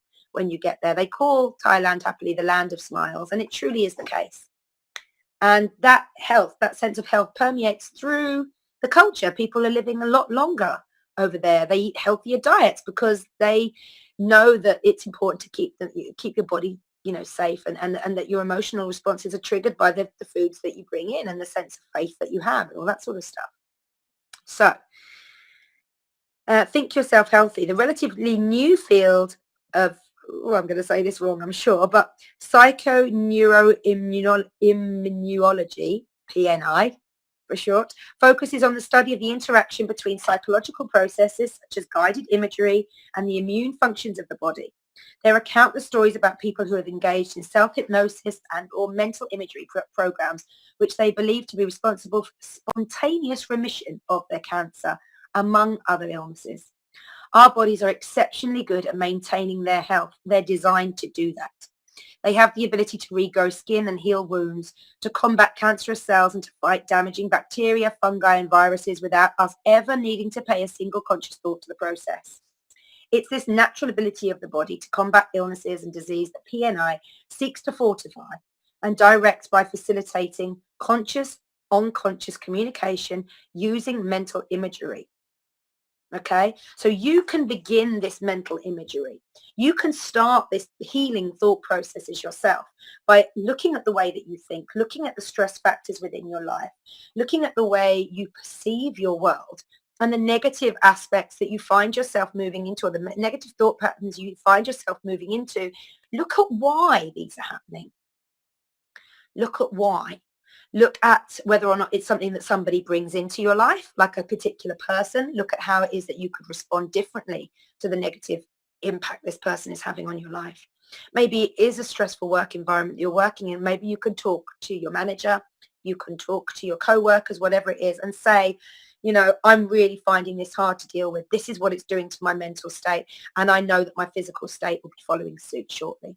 And you can begin to cite all of these people that I've just, read facts and scientific research from now. This is true. We know it to be a truth. We know it by the way we respond. We know it by the way our thought patterns affect, even, like I said earlier, the way we pick our socks and the clothes that we're going to wear for that day. We know all this. This is a truth. Okay, we need to start reacting and taking the responsibility for our own mental health, our own emotional health, because it is affecting our physical health. And no matter how much good stuff you put into your physicality, these two things here will not allow even all that good intention to get into the right places, to the places where it needs to go to keep you youthful, to keep you young feeling, to keep you light of mind, of body, of heart. Okay, they are paramount. These two things, your mental and emotional health, are paramount to your physical health. Now, next week, following on from this beautifully, I will be interviewing a clinical hypnotherapist, my friend, Alexander Walker. And we're going to be talking about, he specializes in talking to clients about their anxiety and their depression. He's got a 91 to 96% change rate or affection rate in his work. He's very good at what he does. And he again will correlate the neurological pathways that begin to affect your body physically and start in your mental and your emotional health. And I'm going to be questioning him about things like, I'm going to take it right outside the box for him. So I'm going to be taking him into levels of things like past life regression. I want to talk to him about whether or not you can bring trauma in from previous lives, and that's the stuff that you need to clear. And you can't quite find it because there's something that's making you unhappy. There's something that doesn't resonate well, but you don't know what it is. Maybe that could be something from a past life trauma. We're finding that within the molecular structure of our DNA, we are passing down knowledge. If you're passing down positive knowledges or talents, all those sorts of things, it's pretty much guaranteed that you're going to be passing down negative stuff as well. Learned patterns that have preserved you or you thought have preserved you in a previous life, or your ancestors have thought have preserved you, but now they just don't work in the construct of the world that we've created now. So I'll be talking to him in my next session and really, getting him to open up about the neurological pathways, the way of accessing your mind through positive self-thought, through talking to yourself in a different way, and through managing the thought processes that come up in a way of being able to hopefully anyway, support all of us going forward with this search for health. Because if we have real health, we have real joy.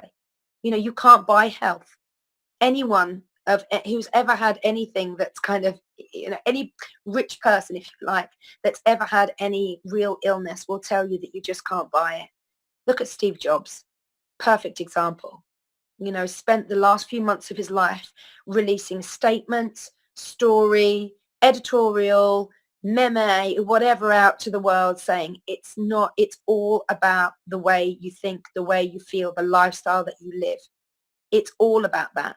It's not about the money that you have. It doesn't matter. It doesn't matter if you've got a £3 million house or a £300 house rental. It doesn't matter. It's a roof over your head. Be grateful. It doesn't matter if you've got a rust bucket of a car or a £5 million, a £500,000 car. As long as you can move and you can get to see the people that you love, because that's essentially what you end up doing in it. That means anything to you. He became a fabulous advocate for putting lifestyle before wealth and for putting mindfulness and having a great mindset before the acquisition of material and monetary possessions. The other thing that I'd like to offer you all out, anybody listening to this at the moment, is at the moment I am running a course. It started on Monday called Wake the Funk Up. I really just put it out there spontaneously because I feel like in my life, or I felt like in my life, I really needed to pull it all in and pull myself up so that I could take myself to the next level, so that I could really solidify all the stuff that I've been learning, all the experiences that I've been having, and really, so I suppose sort of kind of build myself up from all the stuff that I've been experiencing this year. This year has been a big one for me, both professionally, both personally. It's been a big one. And so I felt like actually now is the time that I need to really take all those experience, take all this learning, take all this knowledge, rehash, regenerate, evolve, move up a level, ascend, if you like. And that's what I'm doing on there. So if you'd like to get involved, connect with me. I'm on Facebook as Kirsty Bentley Taylor. I've got a little sign with a little namaste, a little cartoon version of me. Friend request me, and if you can, just put down that you've watched you've been watching the Conscious Consumer Network, and that's where you got the invitation from, just so that I know where people are coming in from, because you do get these random people contact you and I'm never sure what they're all about, and often it's about spam and stuff like that. So do mention that when you either friend request me or messenger me or something like that. I would love to join you to the group because I'm giving out free meditations every morning. I'm doing mindfulness techniques throughout the day. I'm doing daily talks and discussions about the way you can choose to live your life and going forward with more of a positive mindset, about things like I've been discussing here, where your health is really, really important, sharing information exactly like this with people because it's just not out there for everybody to see. And I think it's that important that it should be. So it's a 10-day program starting from the 1st of October running through to the 10th. You know me, you know I have this fascination with numerology. So for anybody else that is fascinated with numerology, the 1st of the 10th is a double one number, and one is the sign that's like this, right? It's the straight up, it's the straight down, it's the connection with you to source. Okay, so it's a real great changing time. Also, Pluto's gone back out of retrograde, so all of the kind of the negative stuff that you may have been feeling through September has now lifted. Great time to bring in positivity. Great time to feel like you're breaking free of the construct of the previous, the past parts of the year. And then finishing again on the 10th, which is again, of course, 1010, double numbers. Again, when you bind numbers together in numerology, so the 1 and the 0 come together and become a 1, but also the 1 is magnified by the whole of the 0. It's fascinating numerology. So it's going to be a really powerful time, and it's proven to be already, obviously, a few days in, so or a couple of days in now. So, if you're interested, do contact me via Facebook, Kirsty Bentley Taylor, friend request me, tell me that you heard me on the Conscious Consumer Network, on the Happy Guru Show. I'll accept your request. You can join into the group and you can receive all these free downloads that I'm giving. Okay, so thank you so much for listening to me. I hope this has been helpful in your life going forward. Please begin to look at your lives, begin to look at where you can change, what you can affect, what you can do, and think with an open mind and an open heart. Allow change to happen. Okay, remember you're in this part, the two creative part. Okay, you're in that part of you've already recognized it needs to be changed. Now you're planning and creating what that change will be before you move into the change itself. So allow this part to be before you come on to the number 3. Love, light and blessings out to you all. Thank you so much for joining me. Namaste.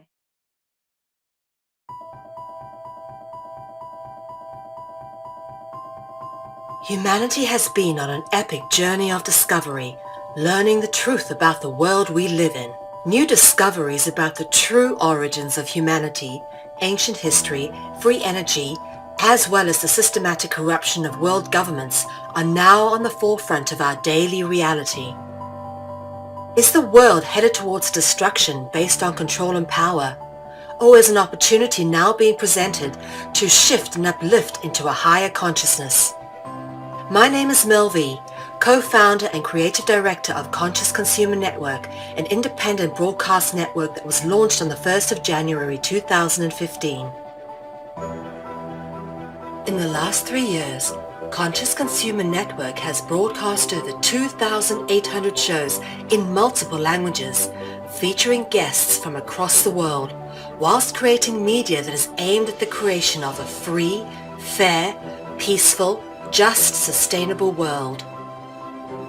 Conscious Consumer Network provides full training and an interactive support network for all broadcasters, and we are always looking for inspiring and educational content. Hi, this is Lainey Liberty. And this is Miro Siegel. In 2018, Conscious Consumer Network has expanded to multiple broadcast locations, increasing our availability and reach across the world, remaining on the cutting edge of independent media. If we wish to create a better world, we must first create better media, geared towards real education instead of indoctrination. You guys really are what changing the world is going to be about. It's educating kids at a grassroots level. Having become a pillar of stability in the turbulent world of independent media, we have even more going on in 2018. Conscious Consumer Network is a publicly funded network, and we rely on all of you to keep us on the air. Show your support for independent media by donating to our 2018 Network Support Fund. Dare to seek a better world. Support independent media.